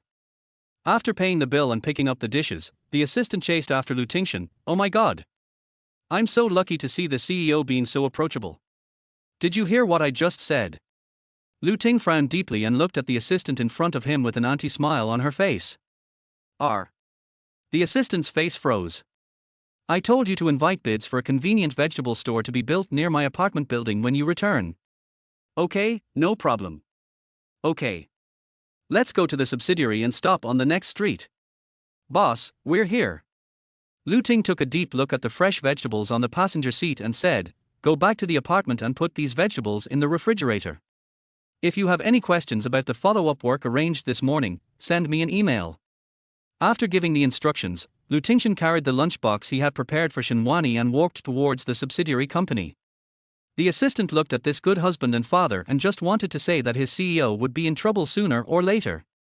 It was not too early when Lu Tingshen arrived at the company, so people were busy with their own things.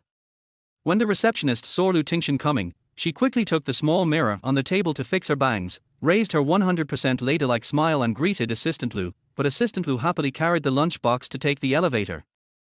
Lu Ting looked at the jumping red numbers, and his mind couldn't help but think of the scene when Shinwani threw herself into his arms last night. Lu Ting frowned deeply and shook off the image in his mind. Before he had time to think deeply, the elevator door opened. Do you know how much loss your carelessness will bring to the company? As soon as he stepped out of the elevator, Lu Tingshen saw Shenhuani lowering her head and being scolded by the general manager. Lu Tingshen frowned and was about to step forward, but after thinking about it, he decided not to. Her work ability really needs to be improved, and she should have some experience. With this in mind, he returned to Shenhuani's office.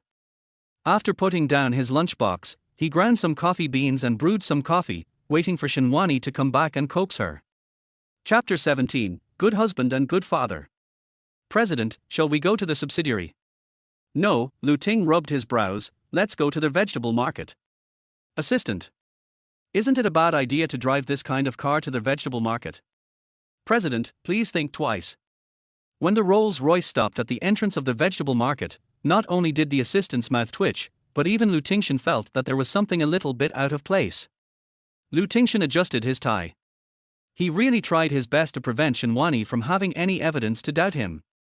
No matter what, he had to maintain his sunny and optimistic personality, who lived a hard-working life despite being poor. After getting out of the car, he found that his assistant was still in the driver's seat. Lu Ting frowned deeply and raised his middle finger to knock on the car window. The assistant was puzzled. Look at me doing what? Together. The assistant was confused again. Why was the president like this? The market in the early morning is not as messy as it is at noon. The vendors put fresh fruits and vegetables in front of the stalls for people to choose.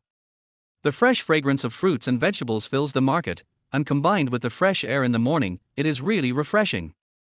But it seemed like a different person came to the vegetable market this morning. Lu Tingshen was seen wearing a well-tailored suit and elegantly picking vegetables in the vegetable market, not affected by the noisy environment at all. He was tall, and his handsome features were as deep and straight as sculptures. Even though he was picking cauliflower at the moment, his every move could not hide his nobleness. He immediately attracted the attention of most people. The assistant looked at his CEO's calm and composed appearance and really admired him from the bottom of his heart. He looked around at the people who were whispering and observing Lu Tingshen, took a deep breath, and firmly told himself, as long as I am not embarrassed, you will be embarrassed. After preparing himself mentally, he reported to Lu Tingshen while reminding his CEO some tips on picking vegetables. Yes, then let's put that contract aside for now. Ling's company has expressed interest in cooperating recently. What do you mean? The eggplant you picked is not good. Look, there is a white and slightly light green band-shaped ring where the sepals and the fruit of the eggplant are connected. The larger the ring, the more tender the eggplant. So the one you picked is old. The thinner the chili meat, the spicier it is. If you like spicy food, you should choose this one. The vegetable vendor looked at the two people in front of him. Although he didn't recognize the brand of the clothes, he could tell from the material and style that they were very valuable. In addition, the temperament of these two people was unique. And their looks were also one in a million. They were either stars or internet celebrities. If they were stars, they would not come to such a place. Could they be internet celebrities? What have they been talking about? Is it the latest operation to increase followers? He looked around hurriedly, but couldn't find the camera. Scratching his head, he thought, oh, never mind, they are so eye-catching, if they are recorded in a video, they will definitely become popular.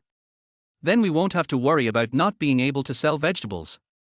Young man, since you have picked so many, I will give you a 20% discount on this dish this morning. Thank you. Lu Tingshen raised his head and smiled, then continued to pick a few items. He motioned to his assistant to pay, then turned around to pick some fish and fresh seafood. Throughout the process, Lu Tingshen exuded a gentle glow, which was very different from his usual vigorous and decisive appearance. When the assistant finished buying the last item, he paid for the food and chased after Lu Tingshen. Looking at Lu Tingshen's back, he couldn't help but sigh, oh my god. I'm so lucky to see the president being so approachable. Did you hear what I just said? Lu Tingshen suddenly stopped and frowned as he looked at the assistant in front of him with an anti-smile on her face. The assistant's face froze. This is really bad. What the CEO hates most is people's mind wandering while he is talking. I told you to invite bids for a convenient vegetable store to be built near my apartment building when you return. Unexpectedly, Lu Tingshen was so good-tempered today. He repeated it to him again without any displeasure. So he quickly responded, okay, no problem. But why did the president suddenly want to build a convenient vegetable store? Lu Tingshen actually came here this morning. On the one hand, the vegetable market is too far from the apartment. On the other hand, he is still worried that the vegetables or meat are not fresh. It is okay in the early morning, but he does not have time to buy vegetables in the early morning, so who can guarantee whether the meat is fresh in the evening? So it is better to build one next to the apartment at once, saving time and effort. Why not? Okay. Let's go. As they were talking, they arrived at the parking lot. Lu Ting stepped into the car with his long legs. Go to the vicinity of the subsidiary and stop on the street next to it. Boss, we're here. Before getting out of the car, Lu Tingshen glanced at the fresh vegetables and meat on the passenger seat. Go back to the apartment and put these vegetables in the refrigerator. If you have any questions about the follow-up work arranged this morning, send me an email. Put the contracts that need to be signed in my office first. If there are any important ones, call me directly on my personal phone. After giving the instructions, Lu Tingshen carried the lunchbox prepared by Shenhuani and walked towards the subsidiary company. The assistant witnessed the CEO's actions this morning, and now with Lu Tingshen carrying a pink cartoon lunchbox, only 4 words popped into his mind: a good husband and a good father. The assistant started the car silently, and secretly made up his mind that if he had the opportunity to meet his wife, he would do his best to please her. Because seeing Lu Tingshen like this, he came to a conclusion: his CEO would be in trouble sooner or later. It was not too early when Lu Tingshen arrived at the company, so there were already many people in the company.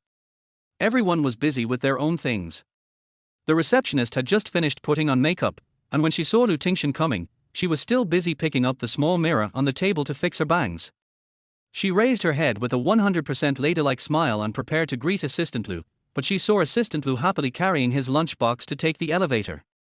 Lu Ting looked at the jumping red numbers, and his mind could not help but recall the scene last night when Shenhuani threw herself into his arms. Shenhuani was not stunning, but she was indeed a beauty, with big and bright eyes and smooth and fair skin. Although she was wrapped in a bath towel last night, the small area of skin exposed on her shoulders was already white and smooth. Lu Ting frowned deeply and shook off the image in his mind.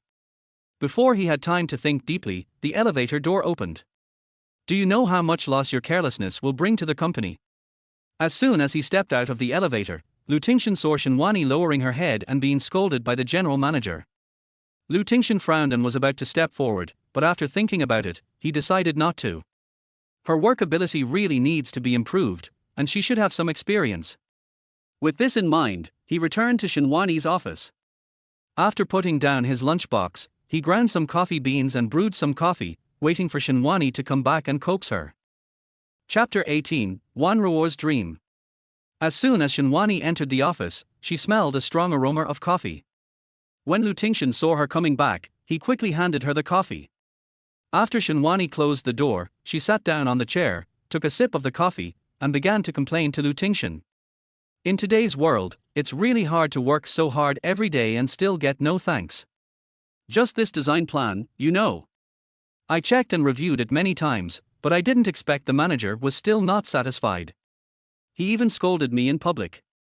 Shenhuani threw the folder on the table and said angrily, I won't serve you anymore, do whatever you want. I think I might as well just wait for the inheritance my grandfather left me in half a year. By then, I'll have so much money, who will I be afraid of? Lu Ting smiled deeply. He was worried about being restricted in his work at the subsidiary. If Shenhuani really quit, it would not be convenient for him at all. I support you, I will go with you. Lu Tingshen took over the conversation, and the excitement in his tone proved that he really supported Shenhuani's decision. Shenhuani was half lying on the chair. Hearing this, she quickly sat up. Really? If you really do this, don't worry. Once the inheritance arrives, I will definitely not let you down. I will take you to live happily every day, and no one can bully us. Okay. Lu Tingshen said eagerly, shall we pack up and leave now? Lu Tingshen had already stood up happily and was ready to clean up, but he saw Shenhuani had already opened the document that she had just thrown on the table, and was revising it carefully with a pen. Shenhuani held the pen against her chin and muttered, that being said, I still have a dream that has not been fulfilled. It is a great dream that I would not trade for 10 million. So, Xiao Luzi, you should just follow me and suffer here. Just treat it as a fart I just had. Lu Tingshen. Seeing her working so hard, Lu Ting shook his head lovingly. Forget it, let her do whatever she wants. But thinking about it carefully, Wan Ruo had said in the game before that she wanted to participate in the production of her own online game and design the characters herself. It was a bit troublesome to work in a subsidiary, but he kept his word and respected all her decisions. Well, I also brought you a lunchbox. Lu Tingshen picked up the lunchbox that was placed aside and shook it towards Shinwani. I made it this morning. It's all your favorite. But it's cold now. I'll go out and heat it up for you. Hey, go ahead. Shinwani was satisfied. She waved at Lu Tingshen without even raising her head. Her heart felt as sweet as if it was filled with honey. Lu Tingshen just arrived at the coffee room and found Zhang Sighting was also heating up her lunchbox, so he stood aside and waited. Zhang Sighting noticed someone behind her and turned around to find that it was Lu Tingshen. Lu Tingshen was tall and she could only see his chin when she turned around. Looking at the flawless jawline, Zhang Sighting blushed involuntarily, but she found that Lu Tingshen didn't even look at her. Manager Zhang, your lunchbox has been heated up. Lu Tingshen said indifferently. Zhang Sighting came back to her senses, okay. After taking out the lunchbox, Zhang Sighting stepped aside and looked at Lu Tingshen almost obsessively. He was really handsome. In fact, she was jealous when she troubled Shinwani at that time. Zhang Sighting looked around, but didn't see Shinwani. She was happy. Did they have a conflict? Come to think of it, Shinwani was just an arrogant girl who knew nothing. Seeing how complacent she was every day, how could an excellent man like Lu Tingshen tolerate a woman who couldn't please men? Zhang Sighting was delighted when she thought of this, and she mustered up the courage to say to Lu Tingshen shyly, Assistant Lu, are you alone today? Do you want to have dinner together later? I brought an extra lunch box today. No, Wanwan is still waiting for me in the office. If I don't go back quickly, she will starve. Lu Tingshen put the lunchbox into the microwave and set it on without even looking at Zhang Sighting. Zhang Sighting gritted her teeth when she heard this, and her hatred in her heart became stronger instantly. It turned out that Shinwani, that vixen, just ordered Lu Tingshen to heat up her lunchbox. Why did Lu Tingshen have to obey Shinwani's orders in everything? Why did Shinwani have everything going her way, not only getting a promotion and a raise, but also having such a caring, loyal and obedient husband? How could such a good man like her? Zhang Sighting clenched her fists and said in a cold voice, Hey, from what Assistant Lu said, are you and Shinwani here to have a romantic relationship? Our company does not allow office romances, and you dare to go against the rules and regulations. With a ding sound, the microwave stopped. Lu Tingshen bent down to take out the lunchbox, turned around and was about to leave. Hey, did you hear that? You and Shinwani. No office romance is allowed. One of you two must leave. Otherwise, everyone will follow your example and show affection in the company. Will everyone still be able to work? Lu Tingshen stopped and glanced at Zhang Sighting coldly. Just this one glance made Zhang Sighting feel cold in her heart. This kind of look should not be given by a young assistant who is not doing his job and has a low level of education. I advise you to go back and take a good look at our new version of the regulations, so that a supervisor of the province will be embarrassed here. Lu Ting strode away after saying this. The smile on the corner of his lips became more sarcastic. Regulations. Lu is the regulations. He had asked the person in charge of the subsidiary to change this regulation earlier, just to avoid some unnecessary troubles. Mentioning regulations to him? You should also weigh your own weight first. Zhang Sighting looked at Lu Tingshen like a chicken. What did he mean by that? Take a good look at the new regulations. Yes, a new version of the regulations had been issued before, but this kind of regulations are issued every year, and the changes are just some minor things that don't have a big impact, so she didn't take it to heart. Why did Lu Tingshen specifically mention this? Zhang Sighting came to her senses and took out her mobile phone to find the company's newly issued regulations. I found the department discipline. In order to promote the relationship between colleagues and improve work efficiency, the company has a special rule to encourage office romance. What? Encourage? How could this be possible? There has never been such a precedent in the company. Lu Tingshen took his lunchbox back and found that the door of Shinwani's office was crowded with people, and some sharp curses came from inside. He frowned slightly and quickly pushed through the crowd to go into the office. You shameless bitch. You cheated on me and almost killed your own sister. The dirty words clearly entered Lu Tingshen's ears. When he entered the room, he saw Zhu Guilan's raised hand and her face filled with anger and rage. Chapter 19, Evil Deeds Exposed. Shinwani could feel the pain from Zhu Guilan's slap. She knew it was too late to dodge, so she closed her eyes resignedly. But she didn't feel the pain she had imagined. When she opened her eyes, she saw Lu Tingshen, who had returned at some point, grabbing Zhu Guilan's raised arm with a frosty face. Lu Tingshen. Lu Tingshen looked at her, then shook Zhu Guilan's arm away with great force. There was a huge difference in strength between men and women. Lu Tingshen did not deliberately hold back, and his strength was surprisingly strong, causing Zhu Guilan to step back several steps. Why did this shrew come to trouble you again? Hiss, it hurts so much. Zhu Guilan rubbed her arm that was hurt by Lu Tingshen's slap. When she saw that it was Lu Tingshen, she remembered that it was this man who had snatched the bitch Shinwani away from the operating table. It was he who ruined her and Enchi's good fortune. If it weren't for this pretty boy in front of her, Shinwani would have obediently followed the arrangement and her Enchi wouldn't have been in danger of death. Zhu Guilan was filled with hatred and pointed at the two men's noses and started to curse. Do you two adulterers have any shame? Zhu Guilan glared at Lu Tingshen with gritted teeth. It was you, a pretty boy, who seduced this shameless bitch and made her abandon her fiancé and marry you. As soon as these words came out, there was a loud noise outside the office door. It turned out that everyone had heard the noise here a long time ago and gathered outside the door. At this time, when they heard such explosive gossip, and it was dinner time, how could they not watch the excitement, especially when it was about Lu Tingshen and Shinwani? Seeing so many people laughing at her, Zhu Guilan became even more excited and shouted even louder. You two bastards will not receive everyone's blessing. Don't be stubborn. If you know what's best for you, get a divorce. You. Zhu Guilan pointed at Shinwani, hurry up and apologize to Lin Xie. If you continue to get married, I will forgive you for almost killing your sister. You don't want such a good man like Lin Xie, you. Oh, you want to let bygones be bygones. What a good man. Lu Tingshen interrupted Zhu Guilan with a sneer, his eyes filled with a chilling coldness. Just as he was about to step forward, Shinwani unexpectedly started crying. Lu Ting was stunned. This is. Shinwani's crying instantly attracted everyone's attention. What's going on? Manager Shin is crying. Yes, Manager Shin didn't cry even after being scolded by the general manager this morning. I saw her eyes were red this morning, as if she felt very aggrieved. What? Is there something else going on? Listening to the whispers of people around her, Zhu Guilan's heart was filled with alarm.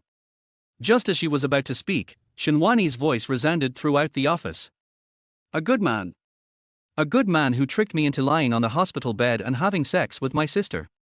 Shinwani sobbed, her voice thick with nasal sounds, making people feel heartbroken. What did I do wrong in my previous life that God would treat me like this? I have been an orphan since I was a child. I didn't have enough food and warm clothes in the orphanage.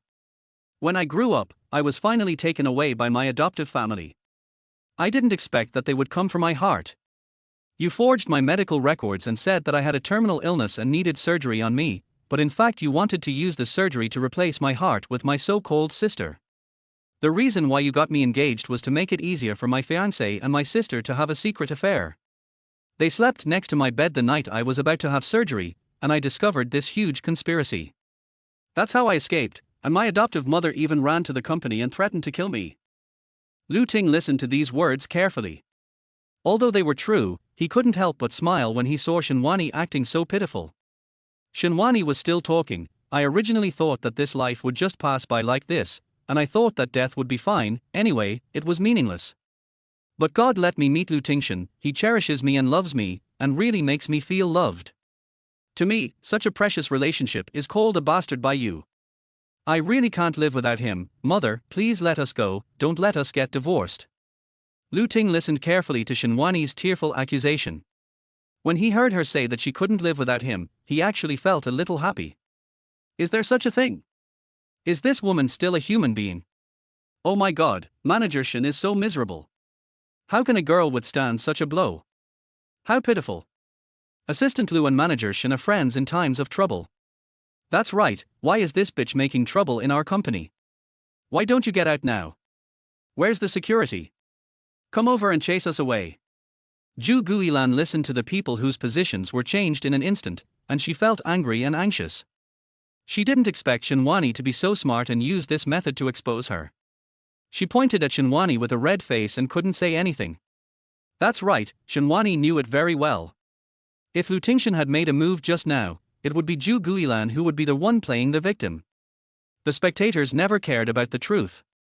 Since ancient times, the crying child gets candy, and people only sympathize and comfort the bullied party. Besides, she was just exposing Zhu Guilan's crimes of being worse than animals in a different way. Want her to divorce Lu Tingshen? It's just a dream.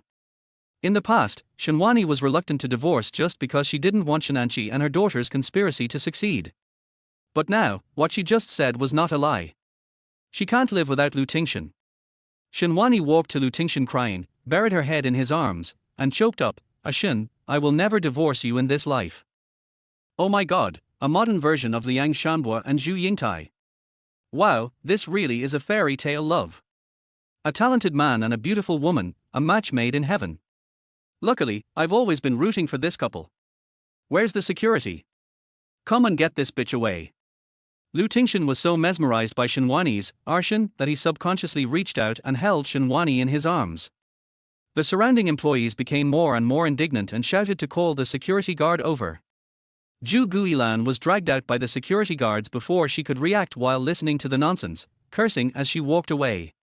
This made the company's employees look down on this uncultured lunatic even more. The colleagues were very considerate and left the couple alone after work.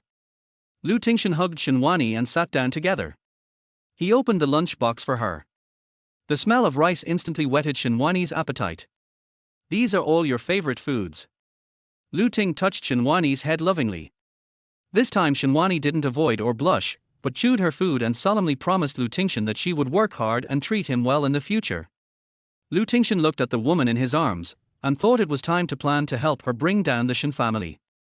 A trace of cruelty flashed in Lu Tingshen's eyes, and he had to pay back what he owed her. Chapter 20, The Cat That Doesn't Eat Fish. After Zhu Guilan's last incident, things were quiet for a few days. Shinwani and Lu Tingshen had been living in harmony and happiness. After hearing their beautiful and tragic love story, their colleagues in the company were full of blessings for them, and no one wanted to steal Shinwani's lover. Shinwani thought many times that it would be nice if this kind of life could last a lifetime. After dinner that night, they went back to their own rooms to work. It was already late when Shinwani finished reviewing the design draft. Looking at the night outside the window, Shinwani stretched and walked out of the room. When she passed by Lu Tingshen's room, she found that the door was not closed tightly, and a warm yellow light appeared from the crack of the door. For some reason, Shinwani pushed the door open and found Lu Tingshen sleeping on the table. He has been really busy these days. Not only does he have to work during the day, but he also has to cook for her in different ways every day. Thinking of the sandwich and Krabby Tucker we had this morning, I knew he must have gotten up early to make breakfast again. Shinwani's heart softened, and she quietly took the blanket from the sofa and gently covered him with it. The light was very warm, reflecting on Lu Ting's deep and handsome facial features. His eyes, which usually seemed to be filled with a pool of spring water, were closed, and the shadows cast by his long eyelashes hung on his lower eyelids, making him incredibly handsome. Shinwani was grateful to Lu Tingshen from the bottom of her heart. It was his arrival that made her experience the feeling of loving and being loved, and brought color to her monotonous life. Thank you, Lu Tingshen. Shinwani said softly. She became distracted as she watched, and when she came to her senses, her hand was already on Lu Tingshen's face. She quickly pulled her hand back as if she had received an electric shock, and her ears turned red. But Lu Tingshen seemed not to feel it, and his breathing remained steady and even. He must be too tired, sleeping so soundly. So, can I touch him secretly without him noticing? Just touch him. Shinwani's hand slowly approached Lu Tingshen. As soon as she placed her hand on his face, she hurried to look at him. Finding that he was still unconscious, she took a deep breath. Is it soft? Ar! Shinwani screamed, only to see that Lu Tingshen had already opened his eyes with a big smile on his lips. You're pretending to sleep. No, I really fell asleep. I just thought you really wanted to touch me, so I didn't disturb you. Lu Tingshen straightened up, the smile in his eyes almost overflowing, but he explained seriously. Shinwani, do you think I'm a fool? Do you think I would believe such a thing? Shinwani said stubbornly, who wants to touch it? It's just a mosquito, a mosquito. Lu Tingshen didn't say anything, just kept looking at her with a smile. What are you laughing at? I told you it was a mosquito. Shinwani suddenly got angry and punched Lu Tingshen. Oh, you murdered your husband. Seeing that Shinwani was about to get angry because of shame, Lu Tingshen quickly stopped the topic. Tomorrow is a day off, what are you going to do? Sure enough, Shinwani's attention was drawn. I don't know either. I'll just relax at home. Maybe play some games. Okay, it's late, go back and rest. Lu Ting looked at her intently, or do you want to touch her a few more times? Before she finished speaking, Shinwani had already walked away, angrily saying, Wu Yuzi. I already said it was a mosquito. You are not only stupid but also annoying. Who cares about you? Lu Tingshen thought it was really funny that this girl was so stubborn every day. He woke up as soon as she covered him with a blanket. He was used to light sleep after dealing with company affairs every day. At first he just wanted to tease her, but he didn't expect to hear her say thank you. He knew why she said that. She was thanking him for giving her the courage to live. In fact, he also had to thank Shinwani. Born in a family like the Lu family, he seemed to be born to be busy for the whole family. His blood seemed to have always been cold. Until he met her, Shinwani made him have the fun of life and made him feel that life was not so cold and boring. After Shinwani returned to the room, she checked it again and made sure there were no mistakes before handing the revised design draft to the manager. The manager was very satisfied this time and told Shinwani to prepare for the next game project. When talking about games, Shinwani remembered that she hadn't logged into her gaming account for a long time. She had just told Lu Tingshen that she might play games tomorrow. Is it soft? Her ears suddenly rang with the words Lu Ting had just said to her when he woke up from deep sleep. His voice was really seductive.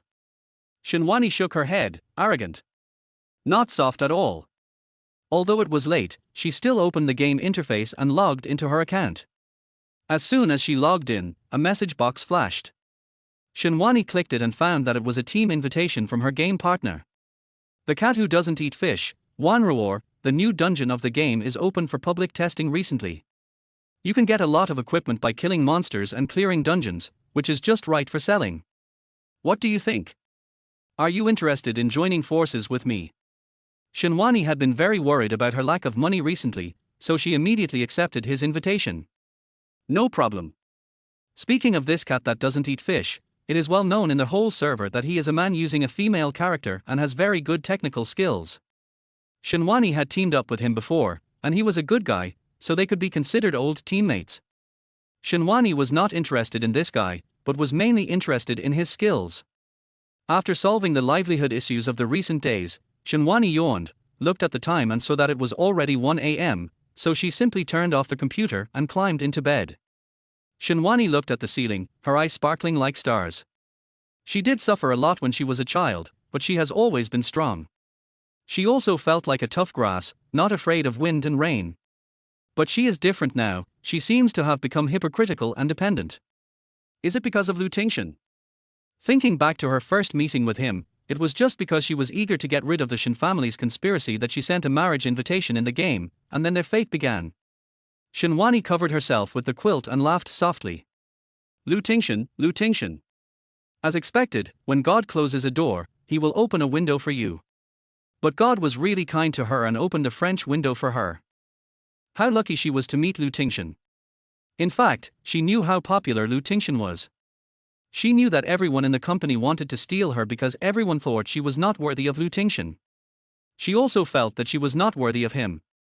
However, Lu Tingshen firmly defended his attitude of doting on her, which made her feel that this was what it felt like to be favored by someone.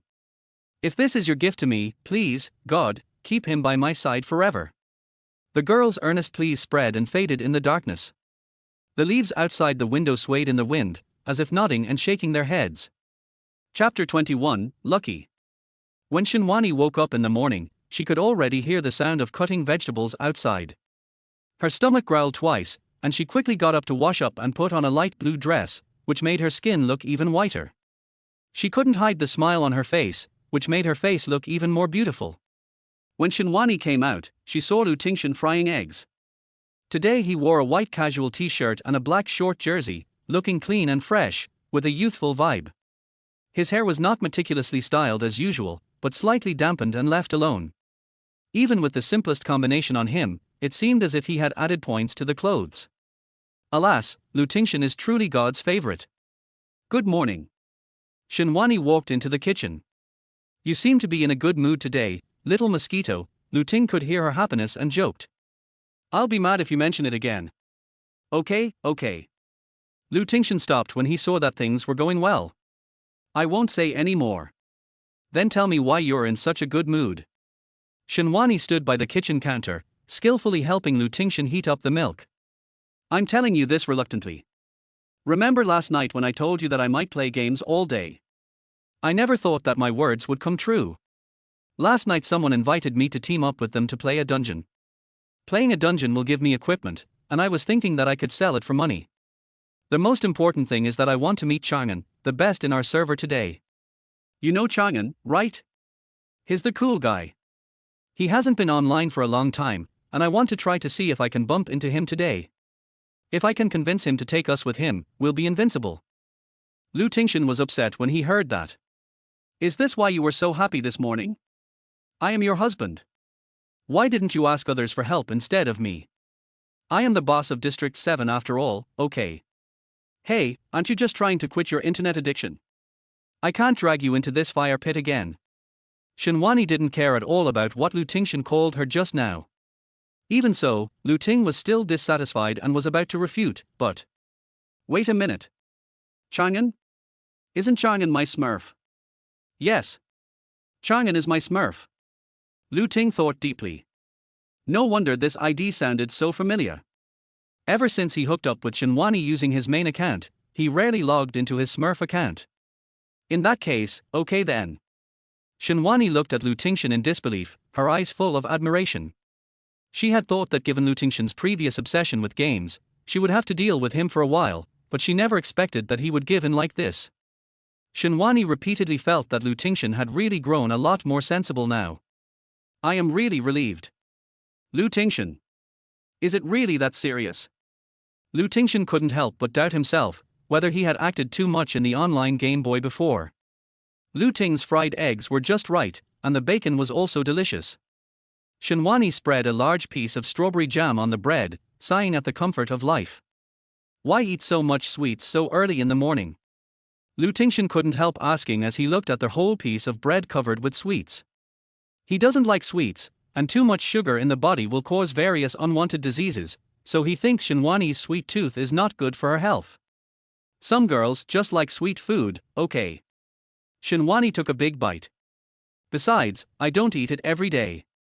Okay, I can't argue with you anyway.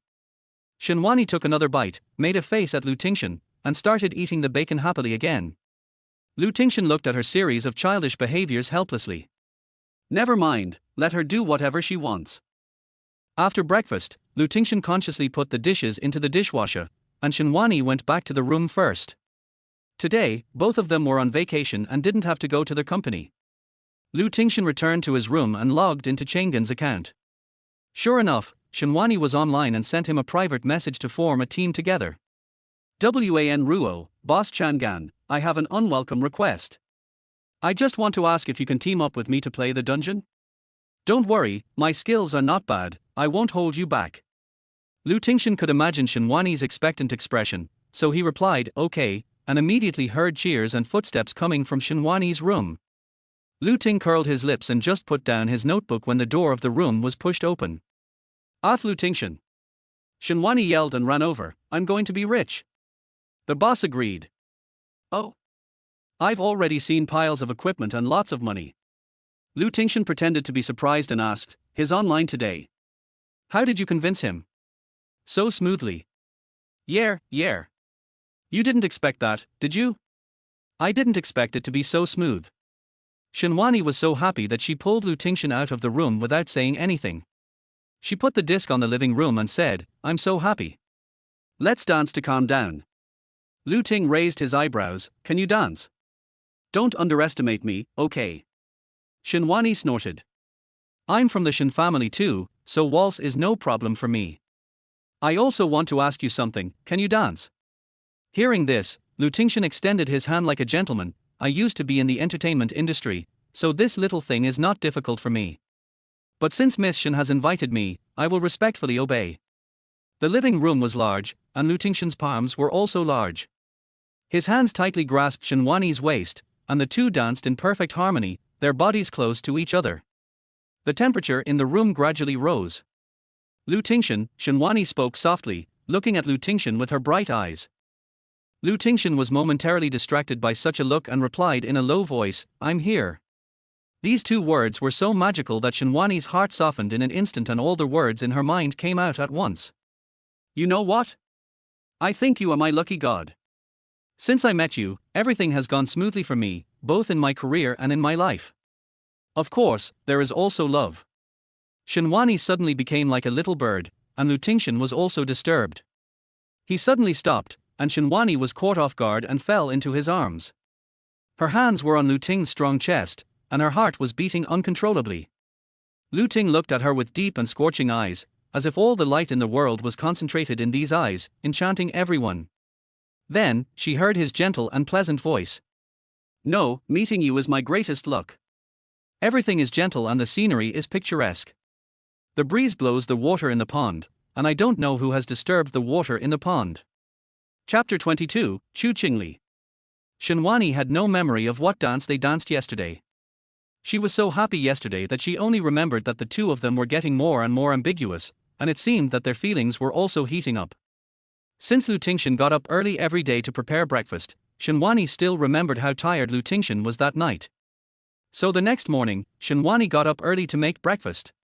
The two of them had lived together for such a long time, and although they had not done anything too intimate, they did know each other's preferences very well. So this morning's breakfast was prepared completely according to Lu Tingshen's preferences. As soon as I finished brewing the coffee that Lu Tingshen loved, Lu Tingshen came over with everything tidied up. "Such a rich feast, thank you for your hard work, my wife. Why are you talking so nonsense? Finish your meal and leave quickly." Shenwani thought of how close they had been in the past few days. She clearly wanted to be mean to him, but her tone was filled with shyness that could not be concealed. Lu Tingshen teased her a few more times, and Shenwani knew she couldn't win the argument, so she simply shut up and worked tirelessly to set the breakfast. "Master, please come in. You've done a good job, your salary will be doubled this month." Shenwani rolled her eyes. Lu Tingshen just smiled and said nothing more. Shenwani watched him eat his breakfast elegantly. Just as she was wondering how he could eat so well, Lu Tingshen's cell phone suddenly rang. "Hello, now? Okay."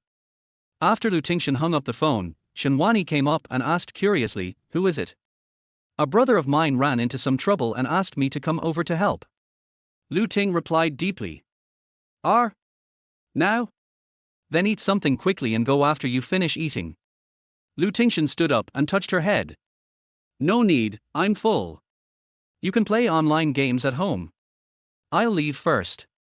"Okay. I'll be at home playing games all day today, so you don't have to worry about me running around." "So good." Lu Tingshen saw the Rolls-Royce as soon as he left the community, and he stepped into the car. His assistant was already waiting. "Boss, was my call just now not timely?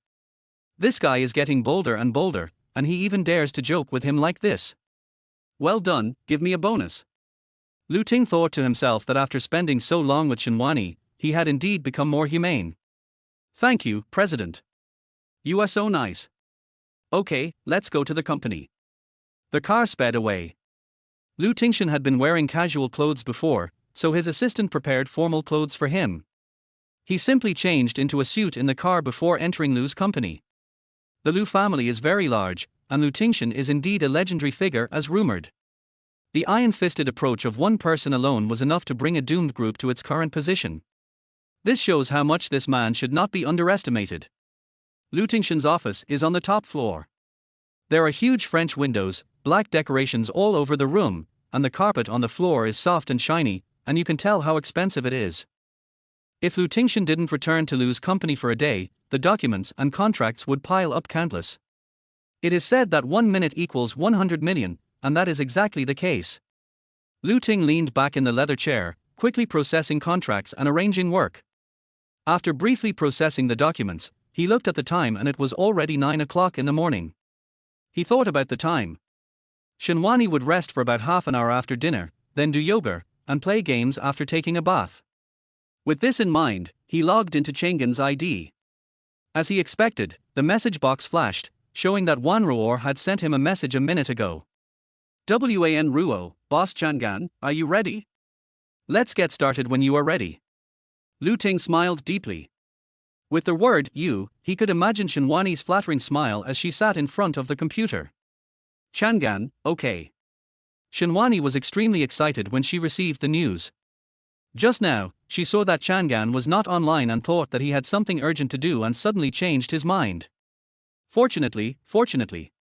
After Lu Tingshen sent the message, Wan Ruor immediately invited him to the team. When he saw that another member's ID was the cat that doesn't eat fish, Lu Tingshen frowned. He knows this person. If he remembered correctly, this was Chu Qingli's game account. Chu Qingli was his cousin, who grew up in the Lu family. He was a typical playboy. He was so idle that it was outrageous, but he looked almost evil, which was very attractive. None of this is the point. The point is why Chu Qingli knows Shinwani.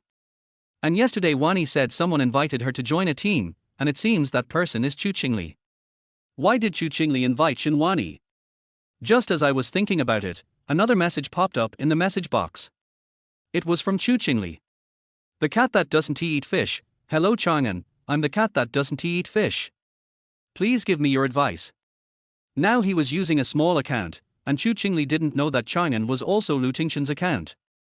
Lu Tingshen was suspicious, but he also typed a few words, simply and roughly. Hello. I'm Chang'an. Shinwani looked at the two big guys' polite expressions and couldn't wait to get started. As soon as the two finished introducing themselves, she suggested that they quickly enter the game. Lu Ting smiled deeply. It's you, Shinwani.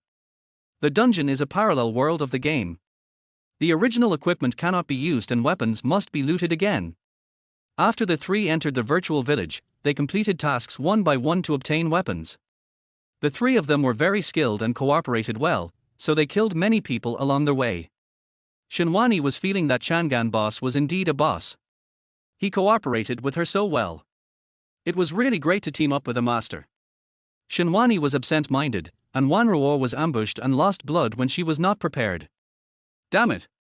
Shinwani got angry instantly, and she actually lost blood. Isn't this a slap in the face of the two big guys? She had boasted about her great skills before. As she was thinking about it, Chang'an in the game suddenly appeared to protect her. After moving, he flashed and used his ultimate move, forcing the opponent to lose level and leave. Their whole operation was smooth and fast, so fast that Shinwani felt inferior to her. Shinwani in front of the screen, this operation is awesome. However, why does this operation feel so familiar? It seems like I always do this 3 times a day. Shinwani did whatever she thought of. Chang'an and the cat that doesn't eat fish just killed a lot of people and stole a lot of equipment. Shinwani saw that the task was almost completed, so she hurriedly chatted with Chang'an privately. Lu Tingshen stared at the flashing message box, thinking it was a message of admiration or gratitude from Shinwani. Before she clicked on it, she never expected that this news would hit him like a bolt from the blue. Wan Ruo, boss, I have a question for you. It may not be appropriate at this time, but I am really curious. So please tell Wan Ruo the truth, and I will repay you for your protection today. The question is, do you know 3 meals a day? Chapter 23, He is my apprentice. Looking at the large amount of information that suddenly popped up, Lu Ting felt that something was wrong. He instantly realized that the operation just now was exposed. The reason why Yuri Sankan became the boss of District 7 was entirely because his operation was unique. When he saw Shinwani losing blood just now, he was too careless and ignored Shinwani's observation ability. He even made some changes, but he didn't expect Shinwani to still doubt it. Lu Tingshen calmed himself down. He knew Shinwani was a simple person. Although she was smart, she was not very scheming.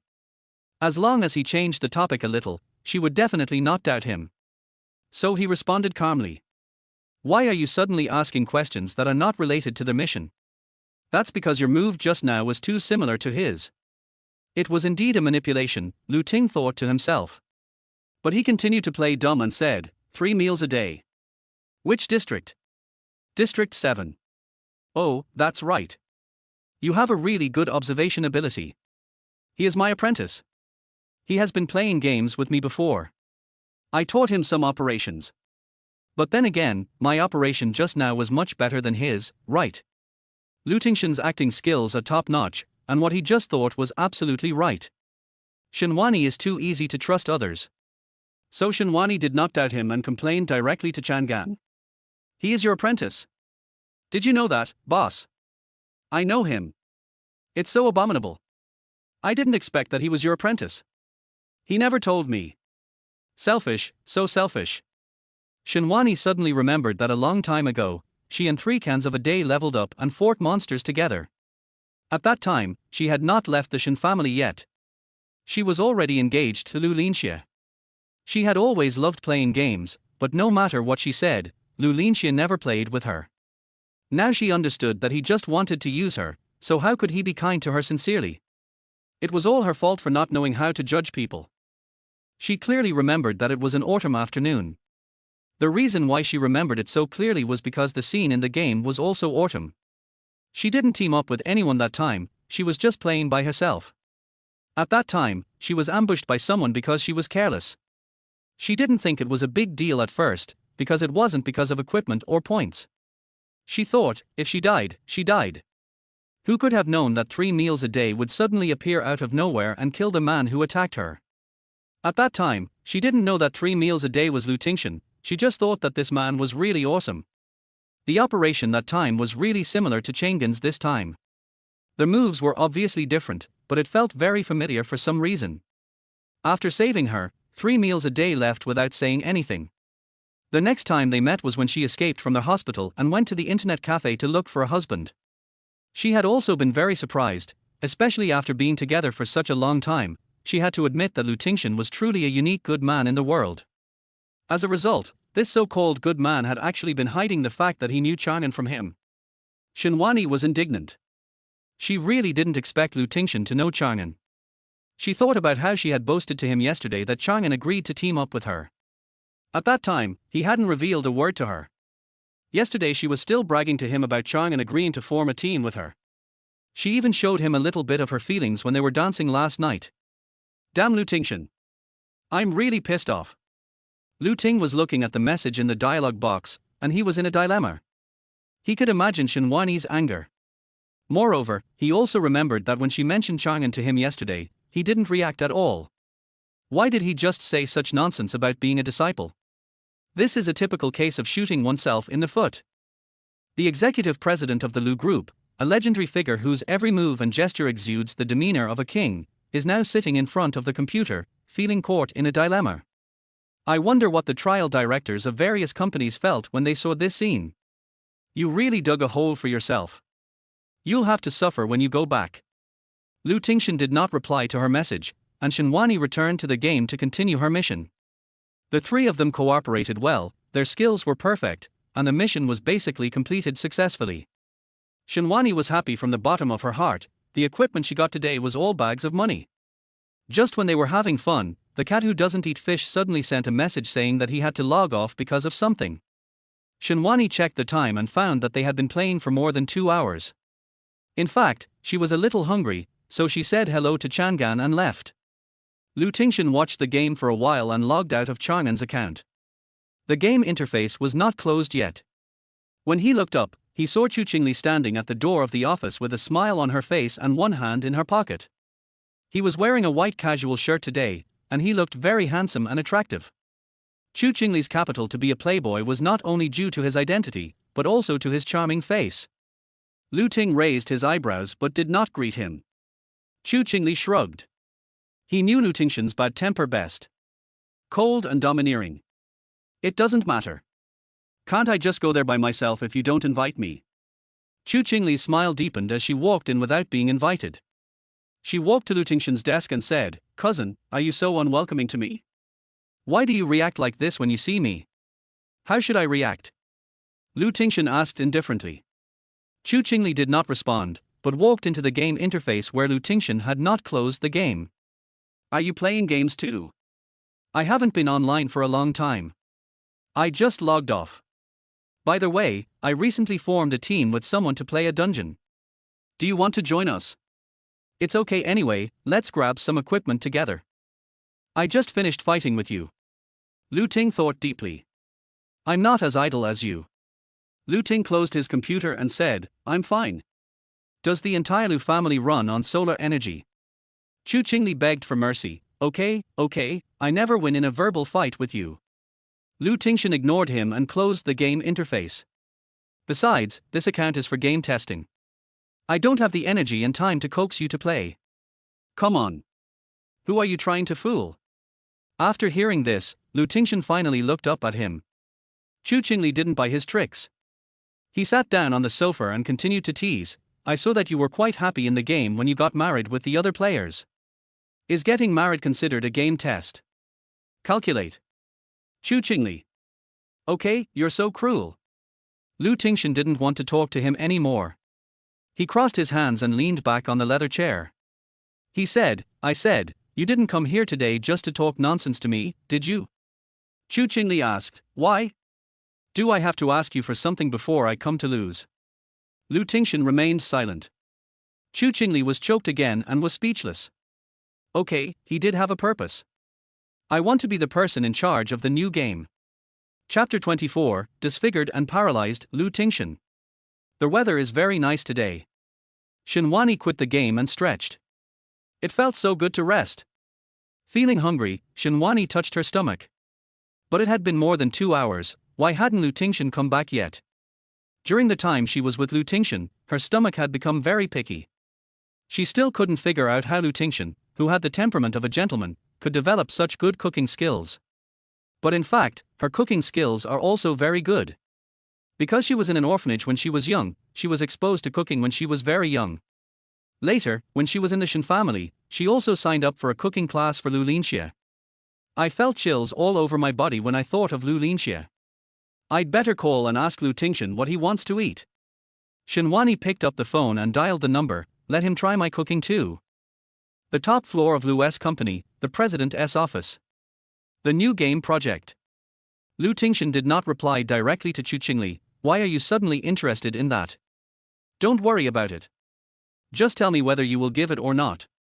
Before Chu Qingli could wait for Lu Tingshen to answer, Lu Tingshen's cell phone rang. This is Lu Tingshen's personal mobile phone.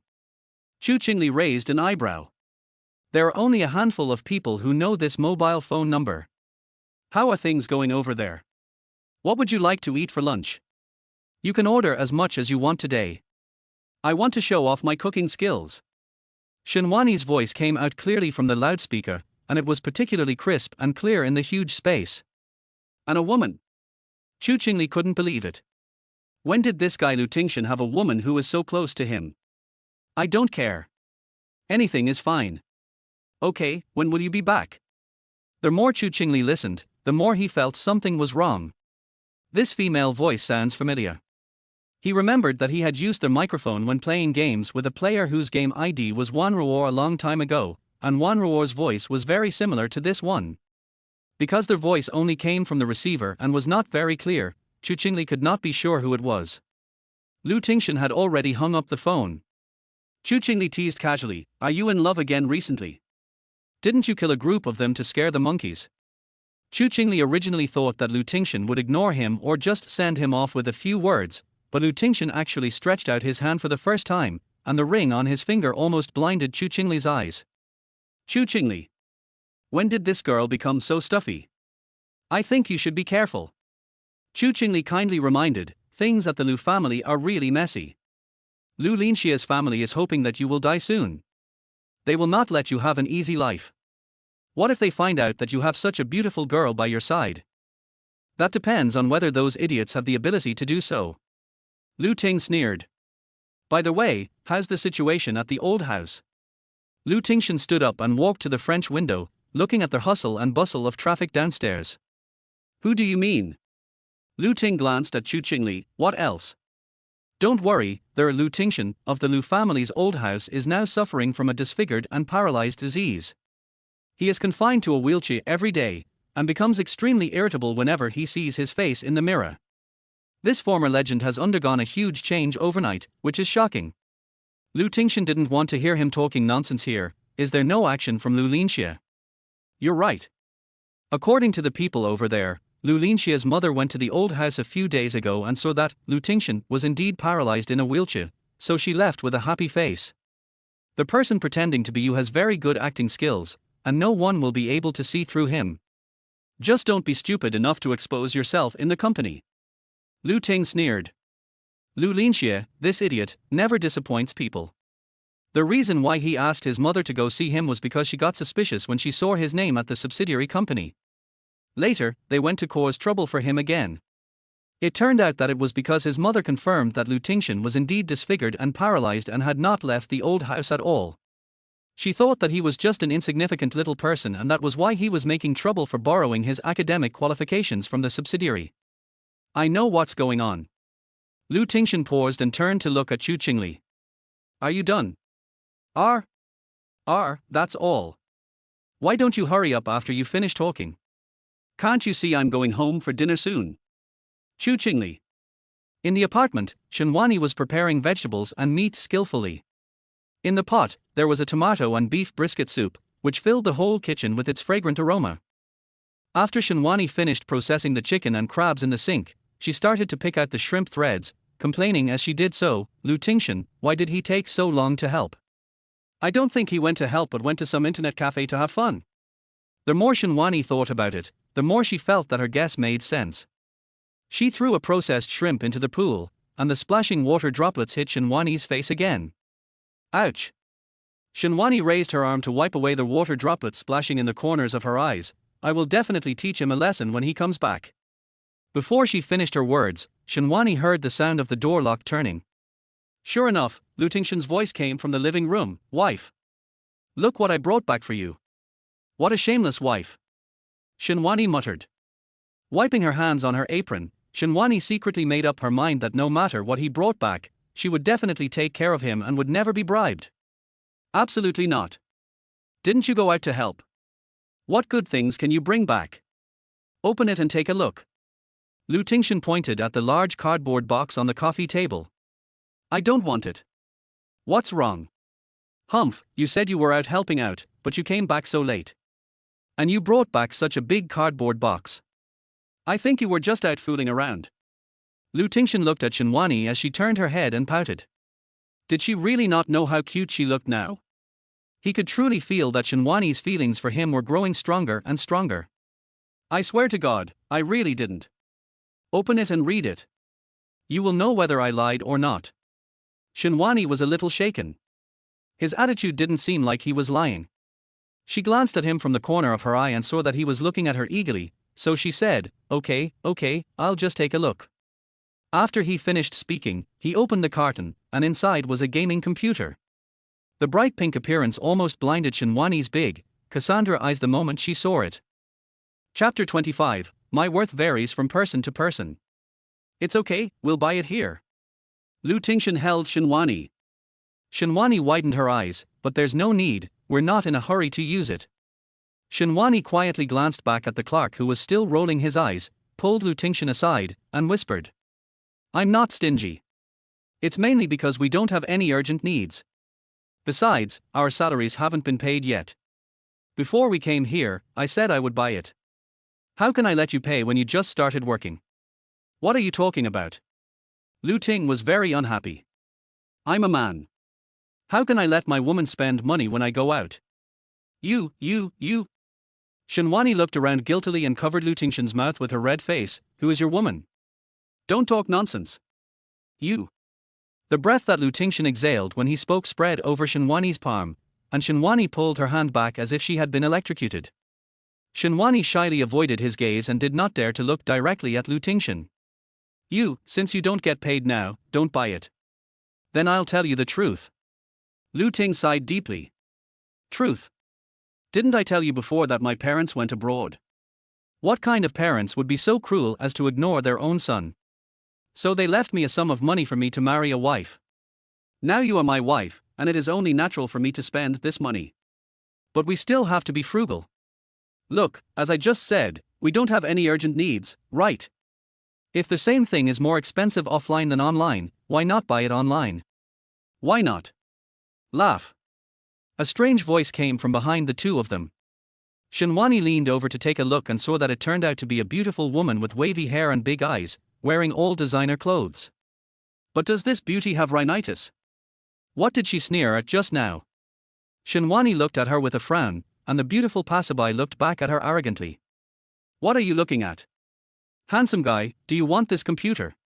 The beauty's tone changed 180 degrees and she said coquettishly with a shy look on her face. Shinwani. Lu Tingshen. Why is she so stingy? I heard your conversation just now. She is so stingy even over a computer, and you are still with her. How about this, I will buy it for you. The beautiful woman waved her hand with a very generous gesture. Shinwani was really ashamed. Where did this idiot buy how come from? He was trying to steal someone else's girlfriend right in front of her? Handsome guy, I bought you this computer. But in exchange, you have to give me your WeChat ID. Shinwani couldn't bear it anymore. No, beautiful lady, can you please be reasonable? You think you are so great just because you are rich? What are you talking about? Before Shinwani could finish her words, Lu Tingshen grabbed her wrist and pulled her into his arms, holding her in an absolutely protective posture. I don't need it. Lu Ting said coldly, I have a wife. What's wrong with having a wife? Shinwani was incredulous when she heard this. This young lady's self-willed thinking really disturbed. If she could still hold back from breaking free from Lu Ting's embrace, she would be a dead end. Beauty, I really respect you when I call you beauty. But being pretty and rich doesn't mean you can just hook up with other people's husbands, right? Lu Tingshen was instantly delighted when he heard the word husband. It turned out that there was such a good thing in her being jealous. But why do you want to marry a handsome guy when you are so poor? Aren't you squandering a gift from heaven? If you don't have the ability, don't take this job. Such a good handsome guy has to suffer every day with you, and you have to buy a computer online and offline. You let the handsome guy live in such a tight situation, but I can't. You will delay his life. What kind of values are these? How many rich people are there in the world? What if ordinary people can't live? Aren't they still very happy? Besides, is the money of the rich blown by the wind? Isn't it also earned step by step? I am speechless and can't communicate. Okay. Shinwani made a pause gesture, I have the final say over my husband. Even if I want to beat him to death, it's our family's business. It's not your turn at all. Take care of yourself. Shinwani pretended to leave, but Lu Tingshen spoke with a smile on his face. Sister, although my wife doesn't want to argue with you, I really don't agree with what you just said. All my clothes are custom made, and your pocket money for half a year may not be enough for me to buy a tie. We also have international chefs and pastry chefs in our family. I won't go into details with you, an outsider. To put it simply, my daily consumption amount is about 200,000 yuan. Can you afford it? 200,000 a day. So I really find it hard to agree with what you just said about my wife. She is very generous to me, but very stingy to herself. I shouldn't have said so much to you, but I really don't want anyone to misunderstand her. She wanted to buy this computer for herself, so she saved money like this. Do you understand? Can you support me by spending 200,000 a day? The beauty's face suddenly turned pale. Shinwani watched the beauty leave without a word, feeling devastated. She laughed so hard that she fell backwards. Lu Ting raised his eyebrows, so funny. You scared me when you said that just now. Who with a brain would believe that? I really didn't expect her to believe it. Shinwani smiled and found that Lu Tingshen did not make any excuses, but just smiled at her. Her scalp tingled. No, this was really his previous spending level, right? Lu Tingshen seemed like a worm in her stomach. Oh my god. I really can't afford to support you. Even if you sell me, I'm not worth that much money. Are you stupid? Lu Tingshen took her hand and walked out of the flagship store. My consumption level varies from person to person, and the price changes every day. I will stay with you if you give me a steamed bun every day. As long as you don't divorce me, everything will be fine. Shinwani felt sweet in her heart and did not answer him. She just held his fingers and went to the vegetable area together. The relationship between the two was so passionate and sweet that they didn't even notice Lu Linxia outside the flagship store. The conversation between the two reached his ears without missing a word. He clenched his fist unconsciously. For some reason, he felt that their smiles were too dazzling. This pretty boy ruined his plans time and again. First, he snatched Shinwani away on the operating table, making his plan go awry. Then, because of him, he became enemies with the eldest daughter of the Ling family. He will get rid of this person sooner or later. He wants to make him lose all reputation and never be able to stand up again. If Lu Tingshen knew what he was thinking at this moment, he would definitely laugh. Lu Linxie was a typical useless young man, with no great ability, and only wanted to sit back and enjoy the fruits of his labor. But how could such a good thing happen in the world? The reason why he had an affair with Shinanchi was not because of love, but because he really needed the help of the Shin family to compete with his uncle who was paralyzed in the old house. Chapter 26. Is being handsome the reason for you to blush? After Lu Tingshen and Shinwani left the flagship store, they went to the department store to buy some fruit snacks. Just after paying the bill, Shinwani's cell phone vibrated in her pocket. Who is it? Looking for you on the day off. Lu Ting was very unhappy. The dating atmosphere is so wonderful now, who would ruin it? I don't know either. Could it be something about work? Shinwani opened her phone and swiped down the notification bar to take a look. She was pleasantly surprised. It's a cat that doesn't eat fish. He invited me to play games. Lu Tingshen was even more upset after hearing this. Is Chu Qingli so idle every day? Doesn't he have a girlfriend? And he plays games every day. You haven't had enough fun today. You don't want to go shopping. What are you shopping for? There's nothing good to buy. Shinwani pushed Lu Tingshen out. Let's drive home quickly. I can't wait any longer. The looted equipment is all money. She was just thinking about when to team up to play a few more games. This is really God's eyes, knowing that her life is not easy, so he specially opened this way for her to make money. Seeing how happy she was, Lu Tingshen knew what she was thinking. He really had no words to express his grievances. Lu Tingshen was the president of the Lu Group and was worth tens of billions. His woman actually worried about her livelihood every day. If this got out, it would really shock people. But it will be all right soon. Just wait a little longer until Lu Linxie and those old guys on the board of directors take the bait, and then everything will be over. Lu Tingshen smiled helplessly and said, Okay, can't we go back now? You don't have to push me. He told her. As soon as Shinwani got in the car, she took out her mobile phone and carefully compared the computer parameters. 1. Fasten your seat belt. After Lu Tingshen put the dishes on the back seat, he came to the driver's seat and saw Shinwani was not wearing a seat belt and holding a mobile phone. Unfortunately, Shinwani was so absorbed in her thoughts that she didn't hear what Lu Tingshen was saying. She just said a few random words. Yeah, okay. Seeing that she didn't move, Lu Tingshen spoke again, seat belt. Shinwani, yeah. Shinwani. Lu Tingshen suddenly called her. This was the first time Lu Tingshen called Shinwani's name. Shinwani was stunned for a moment and finally turned to look at him. What's wrong? Lu Ting sighed helplessly. What else could he do? He had to pamper the wife he chose even if he had to kneel down. Lu Tingshen didn't say anything, but suddenly leaned forward. Shinwani looked at the handsome face that had been magnified in front of her, and all the parameters in her mind just now became blank. What are you doing? Lu Ting lowered his eyes, reached out and pulled the passenger seat belt and fastened it for her. His hands are very nice. The joints of his 10 fingers are distinct, slender but not weak, strong but not rough. Just by looking at his hands, you can tell that this man is definitely not an ordinary man. I called you twice, but you didn't hear me. So I have to tie it for you myself. It turns out that she wanted me to fasten my seat belt.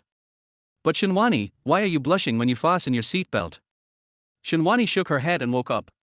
How long have you been looking at this face? What a success! Lu Tingshen found that he really loved to laugh more since he was with her. At this moment, you don't need to think about it to know how obvious the smile on his face is. Lu Tingshen, you are doomed. The car drove out of the parking lot and merged into the traffic flow. After Shinwani finished comparing the two, she spent a huge amount of money to buy 2 computers. Her heart was really bleeding. Shinwani kept mumbling to herself as she used a calculator to calculate daily expenses. She finally figured out that her salary and balance would be enough to support them for half a year. She should also be able to get the inheritance her grandfather left her after half a year. So they didn't have to worry about making a living for the time being. Shinwani let out a long sigh. and when she looked up she realized she was already home. Why so fast? You've been calculating too seriously along the way. Lu Tingshen stopped the car, and Shenhuani consciously took the fruits and snacks and went down first. Lu Tingshen has been really exhausted recently. He has company matters waiting for him to deal with, and then he has to deal with the situation at the subsidiary. After finishing his official business this morning, he played games for a long time. So she said hello to Shenhuani and went back to her room to rest. Shenhuani was also very distressed and hurriedly asked him to go to bed. After she went online as agreed, she happily sent a message to Chang'an, wanting to ask him if he had time to play together. But there was no response from Chang'an. Shenhuani sent dozens of messages in a row, but the messages always showed as unread. Well, the boss is busy. Then I'll just have to find someone else. So Shenhuani found another netizen to join the team battle, but there was really no tacit understanding between the two. Shenhuani lost interest. This netizen's skills were pretty good, so why were they so out of sync with each other? So after playing for less than an hour, she found an excuse to log off. The gaming experience this time was extremely bad, and it was really not as comfortable as when she played with Chang'an. Lu Tingshen went to rest, and she felt so bored being alone. I'd better look at my phone for a while. Shenhuani swiped the screen with her finger. Buffet 50% off, amusement park adds escape room, there will be a fireworks show tonight, the scene is unprecedentedly grand. Wait, a fireworks show? Shenhuani quickly scrolled back to the page. The promotional pictures selected by the official website were quite good, which made her want to see them. But if I watch the fireworks alone, it seems that it's better to go with someone else. Shenhuani's gaze moved to Lu Tingshen's door and she tiptoed into his room. He was still asleep. Shenhuani leaned over the bed and looked at him, muttering softly, he's sleeping so soundly. Should we wake him up to watch the fireworks together? They'll start in an hour. Lu Tingshen woke up a long time ago. He had slept for more than 40 minutes, which was enough.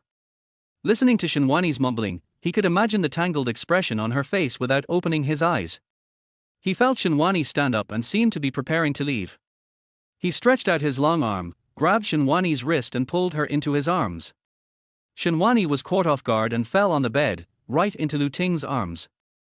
Shenhuani was shocked and hurried to see Lu Tingshen, only to find that he was still sleeping soundly. It seems like I'm dreaming, and I want to catch something in the dream. In order not to wake him up, Shenhuani lay obediently in his arms without moving. He also slept gracefully, without any bad habits.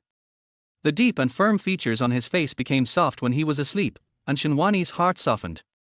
But Shenhuani thought, is his handsomeness a reason for you to blush all the time?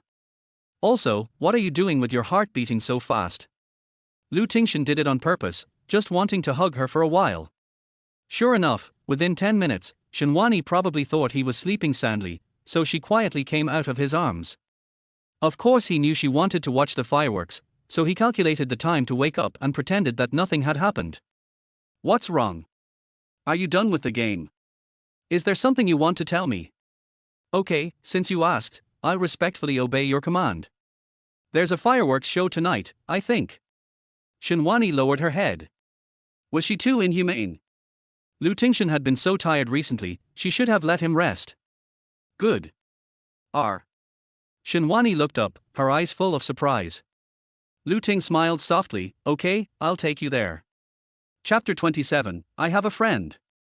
Shenhuani pulled Lu Tingshen out of the house excitedly, and refused to let him drive. She said she wanted him to rest. But Lu Tingshen knew that this girl felt bad for taking up his rest time. Lu Ting smiled deeply, what a silly girl. Such a good girl will devote her whole heart to you once she gives her true heart. How could that beast Lu Linxia have the heart to take advantage of her and betray her? Lu Ting was lost in thought, and when he glanced out the window, he realized that the traffic on the viaduct could hardly move forward. If he listened carefully, he could hear the noisy horns outside the window. Why are you so out of time? There's a traffic jam at this time. Shenhuani gripped the steering wheel tightly with both hands, her brows almost wrinkled into a shape. What should we do, Lu Tingshen? If the traffic jam continues like this, we'll be delayed. Lu Tingshen turned his head to look at this section of road and made a plan in his mind. He remembered that he had a top-floor luxury apartment not far from this section of the road. Recalling the general location of the fireworks show, if he went to that apartment to watch it, the location was still excellent. 1-1. I have an idea. Hearing this, Shinwani turned around and looked at him. Is there any way to do this? I have a friend. Another friend. Really? Please listen to me first. Lu Ting held his forehead tightly. He was tired of using the "I have a friend" joke. He would have to change it to something else next time. He has a luxury apartment on the top floor with a great view and few people. The apartment is very close to here. If we turn around and go there now, we can still have time to see it. Luxury apartment. Shinwani has gotten used to it this time. Lu Tingshen just put his arm around Wang Xizong's shoulder and said, "This is my best friend. She probably can accept it. Why are his friends so luxurious? Why don't I have such a friend? Don't worry about the expenses. We are very familiar with each other. Very familiar." Shinwani frowned, male or female? Could it be another rich woman? Now thinking back to what happened to Miss Ling last time, she still felt that a handsome man like Lu Tingshen without a formal job really looked like the type that would be favored by a rich woman and kept by her. After she knew Lu Tingshen's identity, she really wanted to slap herself twice. Of course, this is a story for later. At this moment, Lu Tingshen almost raised his hand and swore to prove his innocence. I am really wronged. I am with you every day, how can there be so many rich women supporting me? You are the only rich woman supporting me. This friend of mine is a male friend. Shinwani saw him explaining so hastily, and knew that she was not some rich woman. So she approached him with a playful smile. Okay, I get it. I'll turn around and go over there now, you lead the way. Lu Tingshen had always been fooled by Shinwani's coquetry. He soon forgot about her insulting thoughts about him being supported by a rich woman. After the car turned around, it followed the road that Lu Tingshen pointed out and drove into an upscale residential area in less than 10 minutes. Shinwani couldn't help but sigh secretly, having money makes a difference. The greenery here is like the Suzhou Gardens, and the design of the apartment is a blend of the advantages of the East and the West. She studied design, and she could see at a glance that the design of every plant and tree in this community was extremely thoughtful. It is conceivable how much it would cost to buy a top-floor apartment here. After Shinwani parked the car, the two got out. Lu Tingshen put his hands in his pockets. Shinwani looked around at Lu Tingshen's calm and relaxed look, and wondered in her heart, isn't this guy afraid of being rich? He acted as if he was at home and relaxed. Speaking of which, the apartment that Lu Tingshen found and the two people now live in is also a high-end community. Although the greenery is not as exquisite as this place, the interior is very exquisite. And the owner of the house rented the house to them for only 1,000 yuan a month. Lu Tingshen said that it was his friend who found the house, but he never asked him how his friend found such a good house at such a good price. Does Lu Tingshen owe someone a favor again? While she was lost in thought, Lu Tingshen was already far away from her. Shinwani hurriedly chased him and asked, Lu Tingshen, I want to ask you something. You say? Lu Tingshen lowered his head to look at the arm that Shinwani was holding, with a smile in his eyes. Didn't I ask you to find an apartment before? You asked your friends to help you find out, and then you found out about this apartment we live in now, right? Yes, are you not satisfied with the place you live? If not, we can move to another one. Shinwani quickly shook her head. What was wrong with Lu Tingshen? He had just started working for a short time and he was already acting like a young master. With the price of the apartment they live in now, they should be thankful that the landlord does not regret that the rent is too low and they are not allowed to live there. He actually wants to change to another one. I mean, your friend found such a nice apartment for us. The landlord is also very nice and the rent is also very good. So if you help your friend, don't you owe him a favor? We can't take advantage of others for nothing. It turns out it was because of this. What favor do you owe me? It's really like telling a lie and having to use 1,000 lies to cover it up. You don't have to owe him a favor. Just help him play a ranked game. It's not as complicated as you think. Really. That friend is a very nice person, and you know him. I know him too. Then tell me who he is. I won't tell you. While they were talking, Lu Tingshen had already swiped his card to take her to the apartment elevator. When the elevator door opened, there was a familiar face in the door. Chu Qingli. Chu Qingli also raised his eyebrows when he saw the two of them. Lu Tingshen was wondering. Chu Qingli secretly looked at Shenhuani. She has almond eyes and rosy cheeks, she is a beauty.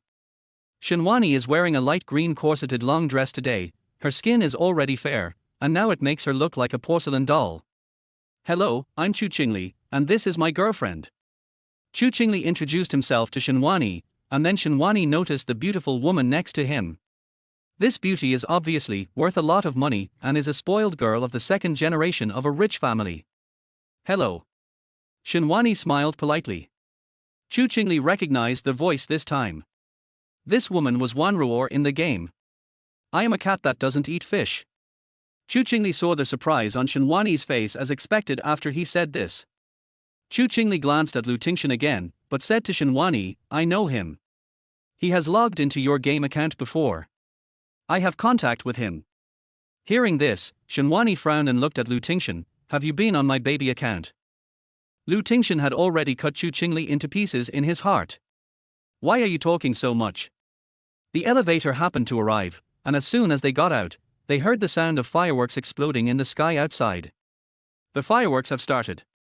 Lu Tingshen's words successfully diverted Shenhuani's attention. He quickly grabbed her hand and went to the observation deck to watch the fireworks. Chapter 28, A Competent Gigolo. I have to say that the view from the observation deck is really excellent. Fireworks spread out across the sky, sprinkling over the tall buildings in the city like countless stars, and then lighting up countless lights. Shenhuani's dark pupils were filled with light, and she was reluctant to blink. It's really beautiful. There were fireworks in Shenhuani's eyes, and in Lu Tingshen's eyes there was Shenhuani's pretty face illuminated by the fireworks. Seeing her shocked expression, it was clear that she really liked him from the bottom of her heart. Fortunately, he brought her to this apartment. If she had missed it, she would have been so regretful and disappointed. Shenhuani suddenly remembered the fireworks she set off in the orphanage when she was a child. In fact, those could not be called fireworks, at most they were just fireworks. She didn't have the chance to play with these things when she was in the welfare home. Only on New Year's Eve, when families were reunited, would she be particularly happy to set off those small fireworks with her friends in the yard. After lighting the candle, sparks began to fly, and a small ball of firework could illuminate that corner of the yard when it was burning. It seemed to be the only light in her childhood. But later a ban on firecrackers was issued, so she never had the chance to watch fireworks again. What made her feel extremely happy tonight was not only the beautiful fireworks, but also the fact that there was someone around to watch the fireworks with her. Lu Tingshen, who always thinks of her, Lu Tingshen whose heart is full of her. Thinking of this, Shenhuani suddenly felt that this feeling of happiness was unreal. No, make a wish. Yes, make a wish. I want to let God see my sincerity. I sincerely want the sincerity of ordinary happiness. Shenhuani immediately crossed her hands, clasped them in front of her chest, closed her eyes and made a wish towards the fireworks in the sky. Seeing this, Lu Tingshen rubbed her head and said with a smile, Why are you so useless? You have to make a wish just to watch the fireworks. Oh, what do you know? Shenhuani said to Lu Ting mysteriously after she finished speaking, This is a matter that concerns my entire life. Oh? You wish to marry me? I'm already married. Are you still worried? Shenhuani immediately kicked him, arrogant. Aren't I just teasing you? Look at you, you hit people at every turn. Lu Tingshen was not afraid of her at all and continued to joke. Shenhuani waved her fist at him, so Lu Tingshen wisely changed the subject. I mean, if you want to see some, we can just run around following the fireworks festival. Wherever there are fireworks, we can go, okay. So Shenhuani rolled her eyes at him. I'll give you a look and let you experience it for yourself.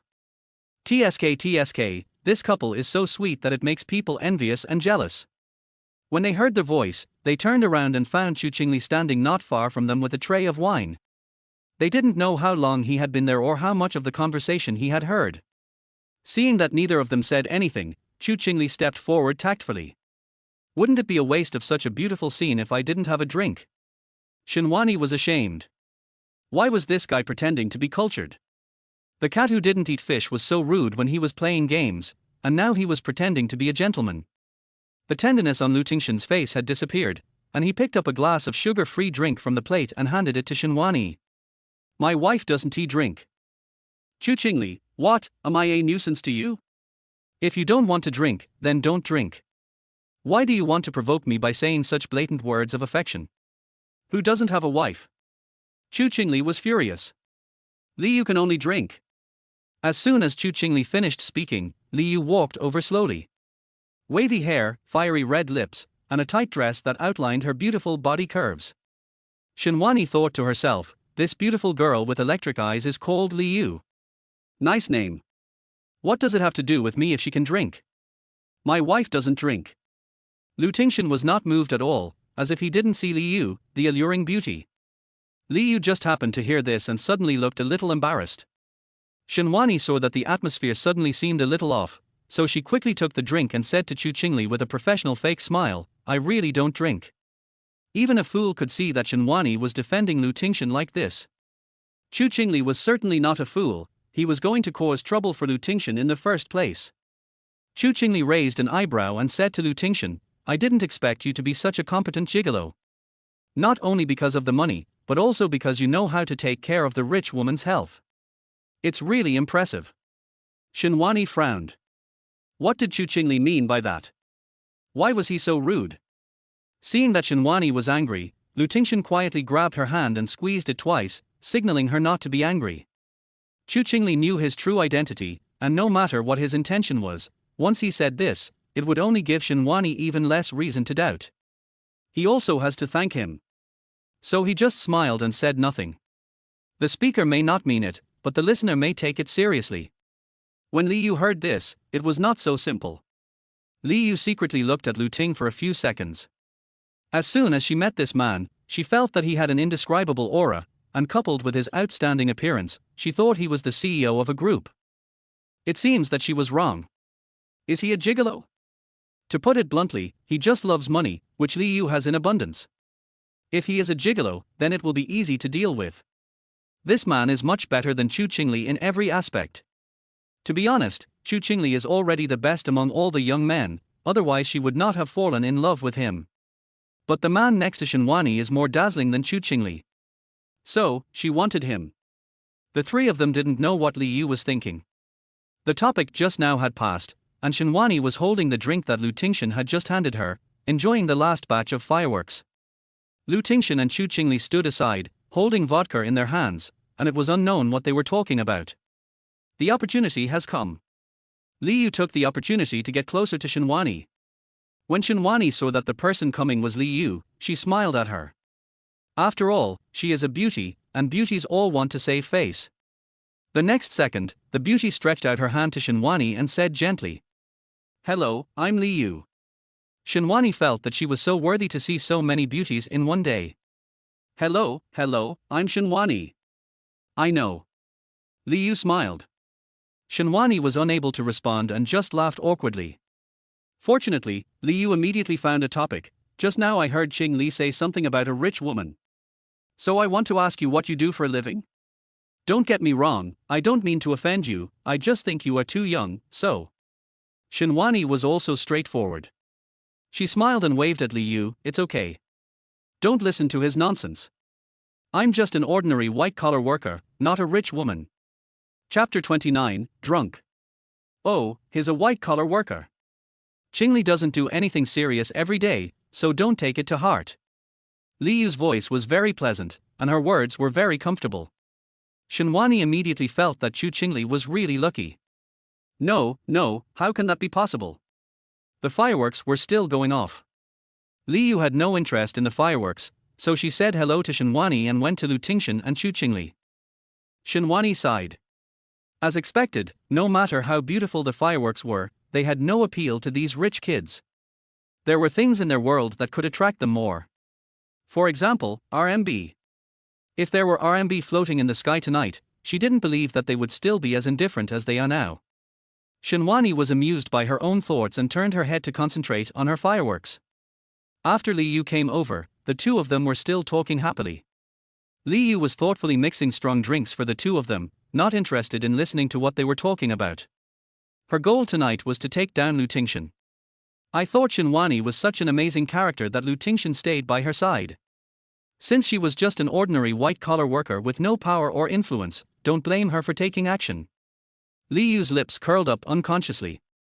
Lu Ting saw all of this but did not say anything and continued chatting with Chu Qingli as if nothing had happened. Aren't you tired of talking so much? Liu came over with the wine she had just mixed and said to Chu Qingli, you said just now that it would be a waste of such a beautiful view if we don't drink. Hearing this, Chu Qingli put his arm around Liu's waist, picked up a glass from the tray, and drank the whole glass of wine in one gulp. Liu nestled in his arms and smiled shyly twice. You drink too? Chu Qingli said to Lu Tingshen. Lu Tingshen didn't comment, picked up the cup and drank it in one gulp. Liu pretended to be surprised and said, Mr. Lu has a good alcohol tolerance. Qingli, who of you two can drink better? Of course it's me. Chu Qingli said. Liu got up from his arms, stared at Lu Ting intently and said, why don't you two have a competition? Comparing what? Lu Ting shook the wine glass deeply without looking at Liu. Liu didn't care and was still very happy. Let's see how much you can drink. He leaned over and touched Chu Qingli's chest. Let's see who is better between you and Qingli. Okay. The two men said in unison. Liu was extremely happy. She had thought it would take some more negotiation, but she didn't expect it to be so smooth. Then you two please. At this moment, Shenwani was immersed in the splendor of the blooming fireworks. She didn't notice the situation here at all, nor did she realize Liu's bad intentions. The fireworks just now were the last batch, but a batch of fireworks can last for quite a long time. Shenwani thought to herself, what was being set off were not fireworks, but money. She took out her phone and checked the time. It was already late. She was also a little sleepy, so she wanted to take Lu Tingshen home to rest. I never thought that when I turned around to look at Lu Tingshen again, he was already drunk and acting crazy. Why are you bragging like that? I'm number 1 in District 7. This is Lu Tingshen. Being first in District 7 is nothing. I can beat you in one game. This is Chu Qingli. You don't accept it. I don't agree. I'm going to make you submit today. Lu Tingshen pointed at Chu Qingli's face and said. Shenwani covered her mouth in shock. What kind of lewd words are these? Lu Ting is very drunk, we must stop him and take him back. Okay. Let's use the 2 accounts of Wanruor and the cat that doesn't eat fish to fight. Chu Qingli accepted the challenge. Shenwani. Big brother, if you take a step back, the world will be broader. Hey, why fight? Shenwani hurried over to support Lu Tingshen. This is such a headache. It looks like I can't go back tonight. She smiled apologetically at Liu. Well, Liu, your home is in this apartment complex, right? Do you have any extra rooms that can accommodate the 2 of us? I want him to rest first. Shenwani's words were very polite, and Liu was so happy. This stupid woman really fell into the trap. Although she thought so, she quickly said politely, what are you talking about? Since you are all friends, there is no reason not to keep you. Come on, I will take you there. After saying that, he hurried forward to help Shenwani support Lu Tingshen. He lifted Lu Tingshen's hand and placed it on his shoulder. Shenwani immediately felt something was wrong. Wasn't Chu Qingli also drunk? Wasn't it a bad idea to leave her boyfriend here first? However, Shenwani thought that Liu was just being kind and didn't think much about it. But along the way, Liu's actions really made her think too much. She always made a move on Lu Tingshen, which made Shenwani very uncomfortable. After finally reaching the room, Shenwani quickly put Lu Tingshen on the bed. It can be said that she was rushing Liu to take care of Chu Qingli. Go take care of your boyfriend. I'll be here. Liu was reluctant, but Chu Qingli was still there. Although he was drunk, he had a hangover and he clearly remembered what happened after he woke up the next day. If Chu Qingli remembered her behavior tonight, she would be in big trouble. Lu Tingshen can only do this in secret. Forget it, I'll find another opportunity later. Okay, then you take good care of him.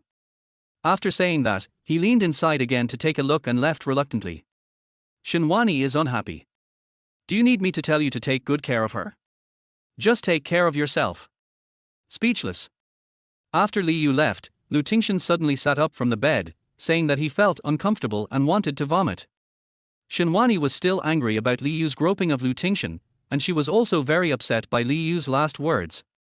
So Lu Tingshen's current behavior was tantamount to walking into a gun. She looked at Lu Tingshen's face and told herself secretly, okay, calm down, he is drunk, you have to take care of him. Shenwani helped him to the toilet without getting angry, patting his back to make him vomit quickly and feel better. But Lu Tingshen suddenly felt embarrassed. Honey, please get out. I'm embarrassed to vomit in front of you. There's nothing to be embarrassed about. Just spit it out. After Lu Tingshen insisted on letting her go out, she waited outside the door. After a while, the sound of vomiting was heard inside. Shenwani listened and thought that the sound was a bit too exaggerated. And when she looked at Lu Tingshen's face just now, she didn't blush at all. This was the first time she saw Lu Tingshen drunk. Didn't he ever blush when he was drunk? Just as he was thinking about it, Lu Tingshen came out of the bathroom, walked straight to the bed, fell down and fell asleep. Shenwani. She shook her head, walked over to help him straighten his clothes and cover him with a blanket. His sleeping face was still very peaceful. Shenwani sat on the sofa and thought, maybe she was overthinking it. There was no exaggeration in the sound of vomiting, and some people just didn't blush when they were drunk. Just when I was about to take a break, there was a knock on the door. Shenwani dragged her steps to open the door, but she saw Li Yu. Before she could speak, Li Yu spoke first. Wani, Qingli is pretty drunk here. I can't handle it alone. Can you come over and help me?